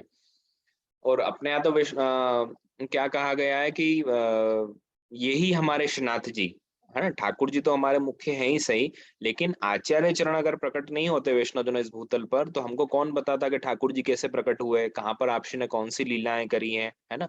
तो हमारे लिए तो यह प्रभु ही महाप्रभु हैं। कौन से? श्री आचार्य चरण। तो इसलिए हम लोग क्या गान करते हैं? मेरे तो आधार श्री वल्लभ के चरणारविंद, है ना। दूसरा हम लोग कीर्तन करते हैं, आश्रय का पद कौन सा करते हैं? दृढ़ इन चरणन केरो भरोसो, कि ठाकुर जी के चरणारविंद में दृढ़ता, दृढ़ आश्रय, है ना। दूसरा पद अगर लो तो आसरो दृढ़ एक श्री वल्लभाधीश को, कि दृढ़ आश्रय श्री महाप्रभु जी का होना चाहिए। तो हम कितने भी संसार सागर में फंसे हुए हैं, डूबे हुए हैं, हमारे लिए तो आचार्य चरण रूपी आपसी जो है वह हमारे तो आश्रय है। वही हमारा कृष्णाश्रय है। ठाकुर जी हमारे आश्रय है। तो ये वैष्णवजनों एक आश्रय, कि ठाकुर जी का आश्रय, एक संबल, सपोर्ट, है ना। तो जैसे हम लोग, एक कोई अगर नीचे फंसा हुआ व्यक्ति है तो उसको ऊपर जाना है, तो कैसे उसको अलग अलग आश्रय है, वैसे इस संसार में जो हम दीन दुखी हैं, पतित हैं, उनके लिए आश्रय तो हमारे श्री महाप्रभु जी हैं। उनकी सेवा, उनको, उनके आज्ञा के अनुसार, उनके मार्गदर्शन में जब हम लोग आगे चलते हैं, तो यह पुष्टि मार्ग शीघ्र प्राप्त हम लोग कर लेते हैं, है ना। तो इसलिए विष्णुजनों, आज जो विशेष यह टॉपिक रहा, क्योंकि मैंने आज कोई भी बहुत क्लिष्ट या फिर वेद शास्त्रों का इनका कोई विषय लिया नहीं है। एक साधारण विषय लिया है, जो आजकल की मानसिकता, जो आजकल का क्रम चल रहा है ना। तो मैं आपसे बस इतना ही कहूंगा कि हमेशा हम लोगों को कितनी देखो दुख कष्ट परेशानियां तो सबके जीवन में, आप जितने भी यहाँ पर 146 पार्टिसिपेंट्स है सबके जीवन में, है ना। और इसको बाद में भी जो सुनेंगे उनके भी जीवन में, है ना। दुख कष्ट परेशानियां तो सभी के जीवन में है, लेकिन हमको हमेशा यही भाव होना चाहिए कि हरि यद्यत् करिष्यति तथैव तस्य लीला इति मत्वा चिंताम द्रुतम त्यजेत। नवरत्न में आज्ञा आती है कि हरि यद्यत् करिष्यति, श्री हरि हमारे ठाकुर जी जो कर रहे हैं जो करेंगे, तथैव तस्य लीला वह उनकी लीला है, इति मत्वा चिंताम द्रुतम त्यजेत। महाप्रभु जी ने एक ही श्लोक में आज्ञा कर दी, इति मत्वा चिंतम द्रुतम त्यजेत। द्रुतम मतलब शीघ्र, जल्दी जल्दी अपनी चिंताओं को त्याग दो, है ना। आप, मैं कह रहा हूं कि 2 महीने 3 महीने इतना नहीं कर सकते तो कम से कम 1 महीने के लिए इतना नियम बांध लो कि हमको दुखी नहीं होना है, और जो भी परिस्थिति हमारे साथ में हो रही है, जैसी भी सिचुएशन उपस्थित हो रही है, हमको हमेशा मन में एक यही भाव रखना है कि हरि यद्यत् करिष्यति तथैव तस्य लीला, कि भगवान ठाकुर जी हमारा जो कर रहा है वह मेरे हित में कर रहा है, मेरे लिए अच्छा ही अच्छा होगा, हमेशा ये भाव रखो। 1 महीने तक आप ऐसी भावना यदि रखो, और मैं आपको निश्चित कह रहा हूं कि आपके जीवन में कितना परिवर्तन आएगा ये आप खुद देख सकते हो। देखो वैष्णवजनों, 2 ही ऑप्शन है, या तो चिंता टेंशन जो हमारे जीवन में आ रही है उसको सोच सोच के या तो दुखी हो रोते रहे हम जीवन भर, और या फिर ठाकुर जी की सेवा करते हुए उसका हल निकाहा। देखो सॉल्यूशन ढूंढना गलत नहीं, उसके लिए प्रयास करो, लेकिन दुखी होकर बैठे रहना मात्र ये जीवन जीने का आनंद नहीं है ना। इतना सुंदर भगवती जीवन ठाकुर जी की कृपा से हमको मिला है ना। 84 लाख योनियों के बाद में हमको मनुष्य देह प्राप्त होता है, और मनुष्यों में भी हम लोगों को वैष्णवी जीवन प्राप्त हुआ। ये कितनी बड़ी हमारे लिए एक कृपा का ही स्वरूप है, साक्षात कृपा है ठाकुर जी की कि आप वैष्णव जीवन आपको प्राप्त हुआ। तो किसी प्रकार की टेंशन चिंता की आवश्यकता हमको है ही नहीं, और महीने भर आपको करके देखना है ना। जितने भी वैष्णव है सोशल मीडिया आदि पर सब हम लोग अवेलेबल रहते ही हैं, तो आपको महीने भर बाद अवश्य मुझे बताइएगा कि जीवन में क्या परिवर्तन क्या चेंजेस आए। अगर जितने भी वैष्णव सृष्टि इसको श्रवण कर रही है, मेरे लिए तो आज 1 घंटा भी तब सार्थक होगा जब एक वैष्णव का भी मैसेज आ जाएगा। मुझे आवश्यकता नहीं है कि पूरे संपूर्ण सृष्टि को बदलो, एक व्यक्ति भी अगर बदल रहा है, उसके जीवन में अगर प्रसन्नता आ रही है, उसकी लाइफ अगर चेंज होती है, तो यही सबसे बड़ा आनंद का विषय है, और मेरे यहाँ पर 1 घंटे होने की सार्थकता है ना। तो आप लोग निश्चित तौर पर ऐसा करके देखें कि 1 महीने तक तो बिल्कुल कैसी भी दुख कष्ट परेशानी आए, हमेशा बस हमारा माइंड ऐसे ही सेट होना चाहिए कि नहीं, ठाकुर जी जो कर रहे हैं वो मेरे हित में कर रहे हैं, और आगे इसका परिणाम अवश्य अच्छा होगा। अभी कल ही मेरी एक वैष्णव से चर्चा हो रही थी, वहां पर देखो आप, मैं स्पष्ट उदाहरण बताता हूँ साक्षात। वह क्या बोले मुझे कि जब वह इंदौर में रहते थे, और इंदौर उनका यहाँ पर ही वो रहे बर्थ प्लेस है, तो यहाँ से जब वह बाहर शिफ्ट हुए, तब उनके मन में बहुत दुख था कि मैं अपना जन्मस्थली को छोड़कर मेरे को जाना पड़ रहा है, और सभी से मैं दूर हो रहा हूँ। लेकिन उस समय तो देखो वैष्णवजनों कितनी टेंशन चिंता आदि सब घेर लेती है कि मेरी जॉब छूट गई, बाहर दूसरी जगह मुझे जाना पड़ा। लेकिन वही उनको 7-8 महीने बाद पता चला कि वही कंपनी इंदौर की बंद हो गई, है ना। तो मैं कहने का तात्पर्य क्या है कि ठाकुर जी जो हमारे लिए करते हैं वो हमेशा हमारे हित में ही होता है। आता है ना, प्रभु जे करशे ते मम हितनु, ए दृढ़ निश्चय बदलाय नहीं। कि ठाकुर जी जो कर रहे हैं वो मेरे हित में ही कर रहे हैं, यह दृढ़ता, यही यही जो बात शुरू में कही थी ना वैष्णवजनों, कि दृढ़ आसक्ति दृढ़ विश्वास, ये दृढ़ विश्वास कभी भी डगमगाना नहीं चाहिए। अगर ये दृढ़ विश्वास नहीं डगमगाया वैष्णवजनों, तो ये निश्चित आप लिख कर रख लो कि जो चीज असंभव है, इम्पॉसिबल है, वह भी ठाकुर जी की कृपा से पॉसिबल बन जाती है। आप जो चाहो वो कर सकते हो। लेकिन दृढ़ विश्वास अगर अपने प्रभु में नहीं है, तो जो सरल से सरल चीज है वह भी आपकी कभी भी मनोरथ पूर्ण नहीं हो सकते, अगर दृढ़ विश्वास अपने प्रभु में नहीं है। तो इसलिए हमेशा दृढ़ता विश्वास रखो। और यह मैंने आपको पहले ही बताया कि काल से भयभीत होने की आवश्यकता नहीं है। ठाकुर जी की सेवा कीर्तन सत्संग जो प्रीति पूर्वक करते हैं, उनको काल का कभी भी भय होता ही नहीं। और ऐसे वैष्णव किसी भी परिस्थिति में एक अकेलापन या डिप्रेशन, तनाव, अनिश्चितता, इससे कभी भी ग्रसित नहीं होते। क्योंकि उनको पता है कि मेरे साथ तो मेरा प्रभु विराजमान है, मेरे साथ जो होगा वह श्रेष्ठ और अच्छा उत्तम ही उत्तम होगा मेरे साथ। तो यह भाव विष्णुजनों हमारा हमेशा अपने ठाकुर जी के प्रति रहना चाहिए। ठाकुर जी की सेवा करें, सत्संग करें, स्मरण करें, क्योंकि ठाकुर जी को सबसे प्रिय अपने भक्त हैं। सभी का अपना अपना एक स्वभाव होता है ना। किसी का बहुत क्रोधित स्वभाव है, जरा सा बोलेंगे तो बहुत क्रोधित हो जाता है। किसी का बहुत अच्छा हेल्पफुल नेचर होता है, किसी का कैसा नेचर, किसी का कैसा स्वभाव। तो ठाकुर जी का स्वभाव कैसा है, कोई बताएगा?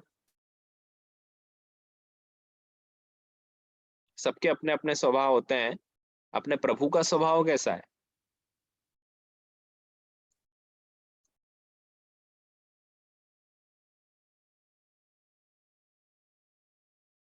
कोई भी वैष्णव बताए, सब।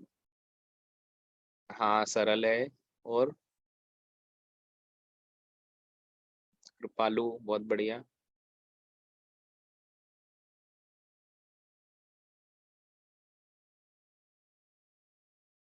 और कोई?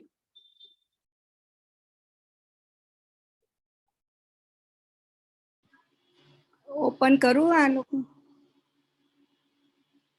हाँ करण। હા. केयरिंग, बहुत बढ़िया। भक्त वत्सल, बहुत ही सुंदर। दयालु, आनंदमय। यहाँ तो आप सभी जानकार हो, इतने अच्छे अच्छे उत्तर दे रहे हैं सभी। सदैव आनंदित, बहुत बढ़िया। बहुत सुंदर। सभी के बिल्कुल सही है। तो ठाकुर जी का स्वभाव आप लोगों ने देख लिया, कैसा कैसा स्वभाव है। कि ठाकुर जी आज्ञा करते हैं कि अहम स्वभाव तो भक्त वत्सल, कि मैं स्वभाव से भक्त वत्सल हूँ। है ना, भक्तों का अहित कभी भी ठाकुर जी नहीं चाहते। भक्तों का कभी दुख होगा, भक्तों को कभी भी कष्ट होगा, ऐसा ठाकुर जी चाहेंगे? आप खुद सोचो। नहीं, कभी भी नहीं चाहेंगे ना, क्योंकि ठाकुर जी को अपने भक्त सबसे अधिक प्रिय है। अहम भक्त पराधीन। आप खुद सोचो कि जो परब्रह्म परमात्मा सर्वतंत्र स्वतंत्र है, जो किसी के भी बंधन में नहीं है ना, जो किसी के भी बांधने से नहीं बनता है, जो किसी के भी बंधन में नहीं है, वह परमात्मा आज्ञा करते हैं कि अहम भक्त पराधीन हो, कि मैं तो इस भक्त के अधीन हूँ। है ना, तो जब ठाकुर जी भक्तों के अधीन है, ठाकुर जी जब भक्तों से इतना अधिक प्रेम करते हैं। हाँ विष्णु, बहुत सुंदर उत्तर है आप सबके, है ना। तो ठाकुर जी जब अपने भक्तों से इतना प्रेम करते हैं, स्नेह करते हैं, तो वह कभी भी अपने भक्तों को दुखी देख ही नहीं सकते हैं। लेकिन यह तो हमारी सांसारिक एक सोच हो जाती है कि मैंने ठाकुर जी के इतने पाठ किए, इतनी सेवा करी, फिर मेरे जीवन में दुख क्यों आया। है ना, ये तो हमारी एक सांसारिक सोच है, लेकिन वास्तव में हम इसका दूरगामी परिणामों को हम लोग नहीं देख पाते। आप जब बाद में धीरे धीरे जैसे जैसे समय व्यतीत होगा, आपको खुद को लगेगा कि नहीं, मेरे साथ में जो हुआ वो बहुत अच्छा हुआ था, ठाकुर जी की कृपा थी जो वैसा हुआ, अगर वैसा नहीं होता तो आज उससे भी बुरा हो जाता। तो यह एक दृढ़ता, यह एक दृढ़ निश्चय, ये एक हमारे भीतर अवश्य होना चाहिए विष्णुजनों। तो मैं पुनः कह रहा हूं कि आप लोग 1 महीने, यह तो आप कह सकते हैं कि ट्राई करके अवश्य देखें ही देखें, और खुद इसमें परिवर्तन कितना आता है जीवन में, इसमें एक अलग आनंद है विष्णुजनों, है ना। तो यह विष्णुजनों एक, हम लोग वैष्णव हैं, तो वैष्णव का जो जीवन होता है ना वैष्णवजनों, वो बहुत अलग है। एक, हम लोग अपने आप को इन सांसारिक जो दूसरे मनुष्य उनके जैसा मानते हैं, लेकिन हम लोगों की सृष्टि बहुत अलग है। तस्मात् जीवाः पुष्टि मार्ग भिन्ना एव न संशय, कि पुष्टि मार्ग की जो जीव है, वह एक अलग सृष्टि है। भगवद रूप सेवार्थम तत्सृष्टि नान्यथा भवेत, कि उनकी सृष्टि की रचना क्यों हुई है, ठाकुर जी की सेवा करने के लिए हुई है। तो हम लोगों को इतना कर्तव्य, इतना नियम तो वैष्णवजनों रखना ही चाहिए कि ठीक है, दिन भर नहीं तो कम से कम 5 मिनट, 10-15 मिनट, आधा घंटा, 1 घंटा तो अपन को अपने प्रभु के लिए निकालना ही चाहिए। है ना, और स्वयं के लिए निकालना चाहिए। अभी हमारा जीवन कैसा है, हम दूसरों के लिए जी रहे हैं। हमको पता ही नहीं है कि जीवन में करना क्या है, बस कैसे भी करके कट रही है। कैसे हम छोटे थे, छोटे से बड़े हुए, युवा से प्रौढ़ हुए, प्रौढ़ से वृद्ध हो गए, कैसे कैसे समय निकलता गया पता ही नहीं चला। तो हम लोगों को अपने लिए भी समय निकालना है, कि हम लोगों को अपने आप से प्रश्न कर रहा है, क्या मैं जो कर रहा हूँ उससे मैं संतुष्ट हूँ, मैं खुश हूँ, मैं प्रसन्न हूँ कि नहीं हूँ। मैं जो भी कर रहा हूँ लाइफ में, उससे मैं खुश हूँ कि नहीं हूँ। अभी तो हम दूसरों के लिए जी रहे हैं कि दूसरों को क्या अच्छा लगता है, वह क्या सोच रहा है, उसकी मानसिकता कैसी है, वैसे मुझे जीना है। लेकिन क्या वह मुझे पसंद आ रहा है, मैं उससे खुश हूँ, मैं प्रसन्न हूँ या नहीं हूँ, है ना। एक कहते हैं दिल से जीना और एक कहते हैं दिल रखने के लिए जीना, दोनों में कितना अंतर है। एक तो आप दिल से अपनी लाइफ को जियो, मन से खुशी खुशी जियो, और एक किसी का दिल रखने के लिए जियो, दोनों में बहुत अंतर हो जाता है। एक जीवन को जीना और एक जीवन को काटना, दोनों में भी बहुत बड़ा अंतर हो जाता है। एक पूछोगे तो कहेगा, आप जब भी हमारे वैष्णव से पूछोगे तो वो कितना सुंदर उत्तर देते हैं कि बहुत आनंद में। कैसे हो? बहुत आनंद में, प्रसन्नता में, ठाकुर जी की कृपा है ना। और अगर वही किसी दूसरे से पूछोगे तो क्या कहेगा? बस कट रही है, जीवन जी रहे हैं, कट रही है, लाइफ निकल रही है बस जैसे। तो ऐसे जीवन में क्या आनंद है ना। ऐसे जीवन में आनंद ही नहीं है, वहां तो निरानंद है। हमारा जीवन तो ऐसा जीना चाहिए कि एक एक क्षण हमारा प्रसन्नता से, आनंद से, खुशी से हमारा व्यतीत हो। मन में एक संतुष्टि होना चाहिए कि नहीं, मैं जी रहा हूँ, ठाकुर जी ने इतना सुंदर मुझे यह देह दिया है, मैं इसका सदुपयोग कर रहा हूँ और मैं जी रहा हूँ। वास्तव में यह एक आनंद है, यह परमानंद का विषय है वैष्णव। तो वैष्णव जनों की जो दिनचर्या होना चाहिए वैष्णव, वो ऐसी साधारण नहीं होना चाहिए कि हम उठे तो टेंशन में और रात को सोए तो टेंशन में। ऐसा जीवन तो अन्यों का होता है, हम वैष्णव का थोड़ी होता है। वैष्णव का भी ऐसा जीवन नहीं होता है। वैष्णव को तो हमेशा जीवन प्रसन्नता में होना चाहिए। इसलिए हमेशा यह नियम रखो कि जब सुबह हम लोग उठते हैं ना वैष्णव जनों, तो सबसे पहले तो हम लोगों को इसको दूर रखना, ठीक है। इसको शुरुआत के 5 मिनट तो आप टच ही मत करो, है ना। वो भी बहुत बड़ा एक टास्क है हमारे लिए कि उठते ही इसको नहीं छूना आज के लिए। तो 5 मिनट के लिए तो कम से कम आप इसको मत छुओ। हमको क्या करना है, मैं ये नहीं कह रहा हूँ कि आप 3 बजे उठो, 4 बजे उठो, 5 बजे उठो, अर्ली मॉर्निंग, ठीक है, मत उठो। लेकिन कह रहा हूँ कि आप जो भी टाइम लेकर जो भी आपने सोचा है, उससे मात्र 5 मिनट पहले उठो, सिर्फ 5 मिनट पहले। आप अगर 7 बजे उठ रहे हो तो 6:55 पे उठो, आप 8 बजे उठ रहे हो तो 7:55 पे उठो, है ना। तो 5 मिनट में मात्र बस क्या करना है कि जब हम लोग वैष्णवजनों, जब हमारी नींद खुलती है, तब कोई किसी प्रकार की टेंशन चिंताओं को नहीं लेना है। हमको साक्षात जो हमारे घर में जो चित्र विराजमान है ठाकुर जी के, वैष्णव के प्रत्येक रूम में वैष्णवजनों ठाकुर जी की छवि होना चाहिए, ताकि हमको यह बोध होता रहे कि हम कौन के दास हैं। तो आप ठाकुर जी के दर्शन करो सबसे पहले उठते ही। और उठने के बाद में हमारा एक मंगलाचरण क्या है, मात्र पाठ नहीं है, हमारा आचरण भी मंगल होना चाहिए, हमारी दिनचर्या भी मंगल होना चाहिए, तो हमारे जीवन में मंगल है ना। और मंगल कौन है? मंगल रूप निधान सावरो, ये हमारा जो सावरा है ना, जो ठाकुर जी कृष्ण कन्हैया, ये मंगल रूप है। इनकी सेवा जब हम लोग करते हैं तब हमारे साथ में जीवन में मंगल ही मंगल है, आनंद ही आनंद है। तो जब हम लोग वैष्णवजनों सुबह उठते हैं, तब सर्वप्रथम ठाकुर जी के दर्शन करो। आपके गले में जो महाप्रभु जी की कंठी विराजमान है उसके दर्शन करो। दूसरा, हम लोगों को भाव करना चाहिए, कौन सा भाव? कि हमारे श्री गोवर्धन नाथ पाद युगलम हय्यंग वीन प्रियम जो आप करते हैं ना, प्रातः स्मरण मंगलाचरण, तो इसमें कितने भाव हैं? श्री गोवर्धन नाथ जी, श्री गोवर्धन नाथ पाद युगलम हय्यंग वीन प्रियम। हय्यंग वीन कौन है? श्री नवनीत प्रिया जी। नित्यम श्री मथुराधिपम सुखकरम श्री विठ्ठलेशम मुदा, श्री मथुराधीश श्री विठलेश प्रभु, श्री द्वारकेश प्रभु, श्री गोकुलनाथ जी आदि समस्त जितने हमारे निधि स्वरूप हैं उनका स्मरण करें। उसके बाद में श्री वल्लभ, श्रीमद वल्लभ विठ्ठलो गिरिधरम गोविंद रायाभिधम, है ना, ये आप लोग करते हैं। तो इसमें कौन कौन से, कितना सुंदर है ये कि इसमें सभी स्वरूप को स्मरण हो जाता है। श्रीमद वल्लभ विठ्ठलो, श्रीमद वल्लभ विठ्ठलो मतलब श्री गोसाई जी, श्रीमद वल्लभ विठ्ठलो मतलब वल्लभ मतलब महाप्रभु जी, विठ्ठल मतलब गोसाई जी, श्रीमद वल्लभ विठ्ठलो गिरिधरम गोविंद रायाभिधम, श्रीमद बालकृष्ण गोकुलपति नाथम रघुणांसता, मतलब सभी इसमें सातों बालक आ गए, गिरधर जी से घनश्याम जी पर्यंत सभी बालक, है ना।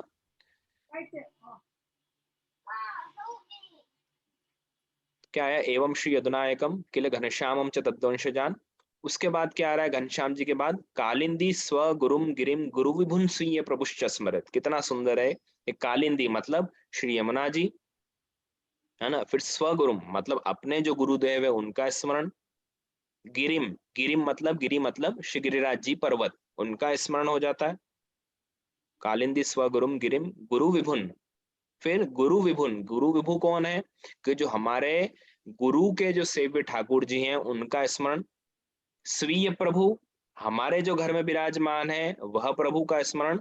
तो देखो आप वल्लभ से पूरे कितने स्वरूप का स्मरण एक श्लोक में आ जाता है ना। हम लोग मात्र पाठ कर लेते हैं लेकिन इसको समझते नहीं।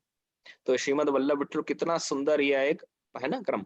तो यह सब करने के बाद में वैष्णव जनों, सर्वप्रथम जो पृथ्वी है आप जिस पर पैर रखने जा रहे हो, अब अभी तक तो आप बेड पर ही हो, ठीक है, उस समय हमको 4 मिनट में इतना सब हम लोगों को ध्यान करना है ना।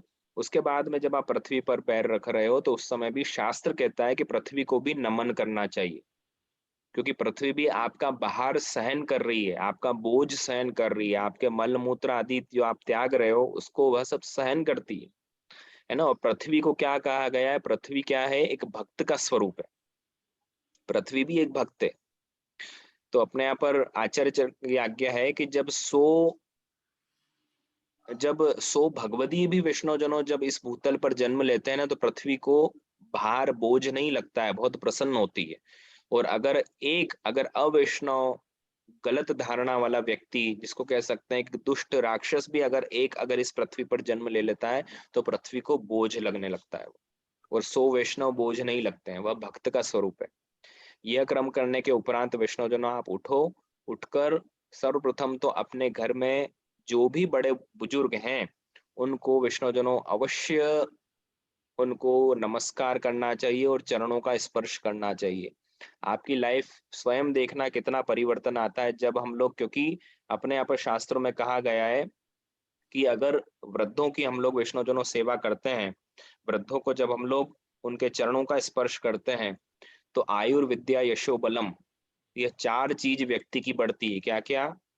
आयु, एक तो लॉन्ग लाइफ, विद्या नॉलेज, यश और बल, ये 4 चीज व्यक्ति की बढ़ती है ना। तो इसलिए हम लोगों को अवश्य उनको नमन करना। घर के जितने भी सदस्य हैं, बड़े से चाहे हमसे छोटे हों या बड़े हों, उन सबको जय श्री कृष्ण करने का नियम जरूर रखना चाहिए। विष्णु, होता क्या है कि हम लोग अपने जीवन की शुरुआत ही नेगेटिविटी से करते हैं, नेगेटिव सोच आती है हमारा, है ना।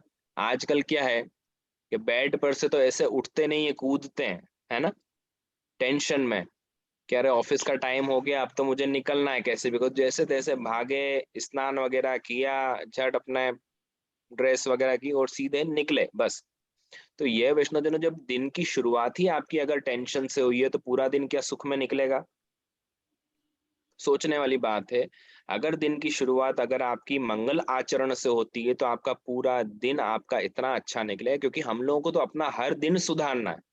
हम लोग कहते हैं ना कि जीवन सुधारना, जीवन तो बहुत लंबी चीज है, बहुत बड़ी चीज है। हमको तो हमारा प्रत्येक दिन सुधारना है, एक एक दिन हम लोगों को अच्छे से जीना है। आपने हर दिन ऐसा कौन सा कार्य किया कि लोग आपसे इंस्पायर हुए?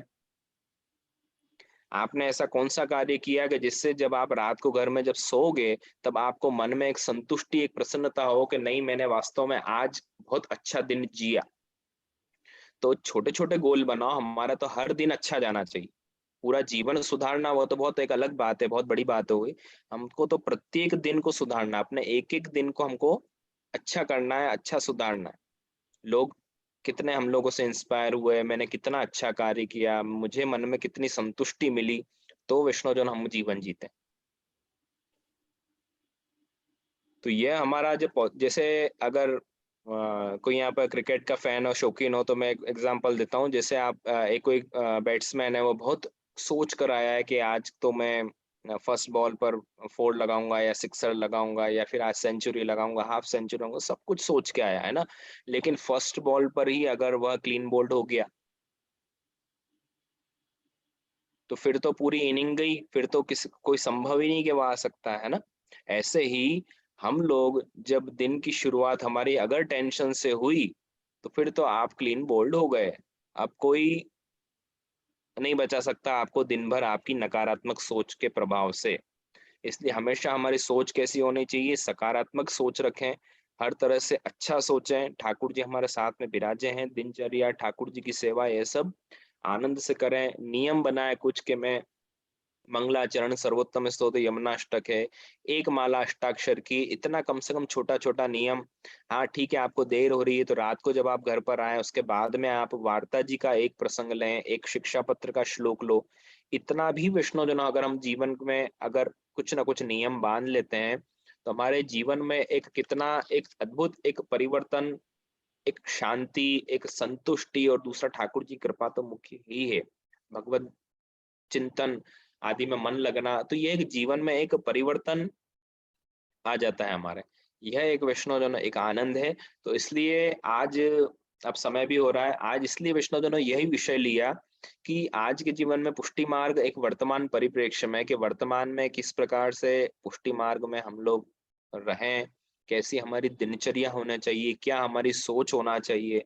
तो इस प्रकार की वैष्णवजन हम लोग अगर रखते हैं सोच, इस प्रकार का अगर हम लोग जीवन यापन करते हैं, हमारी लाइफस्टाइल को अगर इस तरह से अगर हम लोग जीते हैं, तो जीवन जीने में एक अलग एक आनंद आएगा। वास्तव में आपको लगेगा कि अभी तक मेरा जीवन व्यर्थ गया, अब मैं जीवन जीऊँ।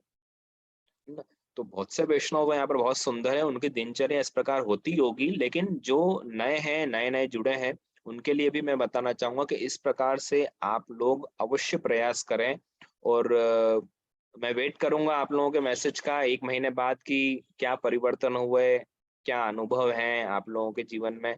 तो ये अवश्य आप लोग मुझे बताइएगा, तभी मेरा यहाँ पर वचनामृत करना एक तरह से सार्थक होगा। तो बहुत प्रसन्नता हुई वैष्णवजनों। और विशेष में हमारे स्मिता बहन परम भगवती वैष्णव हैं और आपके साथ में जो भी सब वैष्णव जुड़े हुए हैं, मेरा इतना परिचय अभी तो नहीं है। तो सभी वैष्णवजन पर बहुत ठाकुर जी की विशेष कृपा है कि आपका ये ग्रुप पूरा लॉस एंजलिस का और जो भी वैष्णव आपके साथ में जुड़े हुए हैं, यूएसए के और बाहर के इंडिया के, वह सब पर ठाकुर जी की विशेष कृपा है। बहुत कृपा पात्र है कि वो सभी को सत्संग का लाभ करवा रही है। सबसे बड़ा वैष्णवजनों एक सेवा है और ये बहुत उत्तम सेवा आप लोग कर रहे हैं सभी के लिए। तो ठाकुर जी की कृपा से ऐसे ही आप आगे बढ़ते रहें। आपका जो यह एक वचनामृत की सीरीज़ है, यह जो एक प्रकल्प है, आपका जो यह एक अनुष्ठान है, कह सकते हैं कि ठाकुर जी की कृपा से शीघ्र आपको सफलता मिलती रहे। आप इसे और आगे बढ़ाएँ और वैष्णवजनों को लाभ देते रहें, क्योंकि ये एक बहुत ही उत्तम कार्य है कि और आजकल की टेक्नोलॉजी का मैं तो कह रहा हूँ कि आप लोग सही यूज़ कर रहे हैं। ना, क्योंकि हर चीज के दोनों पक्ष होते हैं। एक तो सही पक्ष भी होता है, गलत पक्ष भी होता है, तो आप उसको बिल्कुल जो सही जिसका उत्तम आप उपयोग उसको कर रहे हैं, जिससे सभी वैष्णवजनों को लाभ प्राप्त हो रहा है। हमारे भारत में भी बहुत से वैष्णव आज यहाँ पर जुड़े हुए हैं, क्योंकि सभी को यह एक दुर्लभ हो जाता है ना, क्योंकि आप सभी आचार्यों को साथ में यहाँ पर एक प्लेटफ़ॉर्म पर यहाँ पर ला रहे हैं। इतने सुंदर-सुंदर भगवती वैष्णव कोई पाठ करते हैं, कोई कीर्तन करते हैं, जिसके मन में जैसे भाव आते हैं वैसे वो प्रकट करते हैं। यूट्यूब पे और आदि पर भी मैं श्रवण करता हूँ। आप लोग बहुत सुंदर एक प्रकल्प है, बहुत ही उत्तम सेवा आप लोगों की है। तो ठाकुर जी के चरणारविंद में मैं यही अभ्यर्थना करता हूँ कि आप में एक तो सब वैष्णव जनों की अ, जो दुःख कष्ट हैं वह सब निवृत्त होके और ठाकुर जी की सेवा में आपके चरणों में उनका तन मन धन से वह सेवा कर सकें और ठाकुर जी के चरणों में दृढ़ आश्रय, दृढ़ प्रीति महाप्रभु जी के चरणारविंद में हो और अपने जीवन का जो मुख्य उद्देश्य है उसको समस्त वैष्णव जन समझें कि हमको यहाँ पर क्या करना है और किस प्रकार से हमारा जीवन जीना है। एक धार्मिक प्रवृत्ति हम लोगों की बने, हम लोग संप्रदाय में आगे बढ़ें। यह ठाकुर जी के चरणारविंद में अभ्यर्थना करूँगा। और वैष्णवजनों, जैसा कि आपको अभी हाल यहाँ पर बताया गया है पूर्व में कि यह विद्यापीठ एक प्रारंभ हुई है, तो यह दिव्य पुष्टि विद्यापीठ में वैष्णवजनों हम लोग कोई भी एक विषय को लेते हैं, तो उसको 3 प्रकार से समझाने का प्रयास करते हैं। प्रथम तो उसका सांप्रदायिक जो पुष्टि मार्ग में भाव है वह बताते हैं। दूसरा, पुष्टि मार्ग के साथ-साथ में हमारे जो सनातन धर्म है, हिंदू सनातन धर्म है, उसका उसका क्या भाव है, क्या महत्व है, वह बताया जाता है। और तीसरा, उसका साइंटिफिक रीज़न, उसका वैज्ञानिक कारण क्या होता है। इस तरह से ओवरऑल एक कोई से भी विषय को हम लोग समझाते हैं। तो मुझे बहुत प्रसन्नता होगी आप लोग सब जुड़ेंगे और जैसा कि अभी स्मिता बेन ने कहा, क्योंकि वैष्णवजन अभी हमारे फॉरेन में वैष्णवजन तो अभी इसमें कम है, क्योंकि इंडिया के ज़्यादा जुड़े हुए हैं अलग-अलग सिटी से। तो अगर हमारा एक समूह अगर वैष्णवजनों बन जाता है, तो हम लोग ये प्रयास करेंगे कि आप लोगों का जो समय आप लोगों को अनुकूल रहेगा, आपको जैसे अभी यह समय अनुकूल है, तो रात्रि का या दिन में जैसा भी टाइम आप लोगों को जमेगा, उस टाइम में हम लोग एक अलग से एक सेशन मात्र बाहर के वैष्णवों के लिए भी रख सकते हैं, जिससे कि वह लोग भी लाभ ले सकें। तो आप सभी वैष्णवजन, हमारे स्मिता बहन है, इनसे कांटेक्ट कर सकते हैं। और जितने वैष्णव अगर जुड़ेंगे, अगर संख्या इसमें अच्छी हो जाती है, तो फिर हम एक सेशन एक अलग से रख देंगे जो बाहर के वैष्णवों के लिए होगा। तो और आपको जो भी लैंग्वेज आप कंफर्टेबल हो, आप गुजराती, इंग्लिश में, हिंदी में उसमें ये सेशन हम लोग रखने का प्रयास करेंगे। तो पुनः वैष्णवजनों, बहुत प्रसन्नता हुई, यहाँ पर आना हुआ। अब जल्दी ही अब इतना 2 साल का समय नहीं लगेगा, अब जल्दी समय निकाल कर आप लोगों के बीच में उपस्थित होंगे और कुछ ना कुछ सुंदर सा विषय लेकर उपस्थित होंगे। तो मुझे पूर्ण विश्वास है कि आज का जो यह विषय रहा, यह सभी ठाकुर जी कृपा से आप सभी के लिए उपादेय सिद्ध होगा। ये ठाकुर जी से और ठाकुर जी के चरणों में निवेदन करते हुए कि आप सभी ठाकुर जी की सेवा में सदा लगे रहें। सदैव आप सभी का मंगल हो, सर्वे भवन्तु सुखिनः। जो अभी जो समय चल रहा है, कोरोना टाइम चल रहा है, इसमें सभी सर्वे भवन्तु सुखिनः, सर्वे सन्तु निरामया। आप सभी दुख कष्ट नहीं आए, आप सभी आनंद से अपना जीवन जिए, ठाकुर जी की सेवा करते रहें। यही भगवत चरणारविंदों में, महाप्रभु जी के चरणारविंद निवेदन करते हुए मैं आज के वचनामृत यहीं पूर्ण करता हूँ।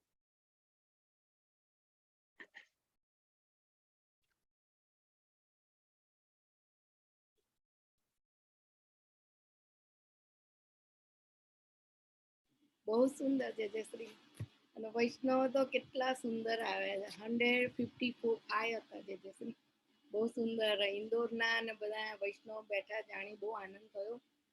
અને આવી રીતના આપશ્રી હંમેશા બિરાજો ને એક સબ્જેક્ટ આવો લઈને કન્ટિન્યુઅસ આપણે કરીએ, મહિનામાં 1 કે 2 વાર આપશ્રીને યોગ્ય લાગે એ રીતે. અને આપના ફેમિલીના કોઈ હોય તો અમને દર્શન કરાવો હોય તો જજો. अपनी अभी ये सब बाहर पधारे हुए हैं, कभी अगली बार रखेंगे तब जरूर मैं कराऊंगा। आपनी आज्ञा हो तो वैष्णव ने खोलूं तो बता आपने। हाँ,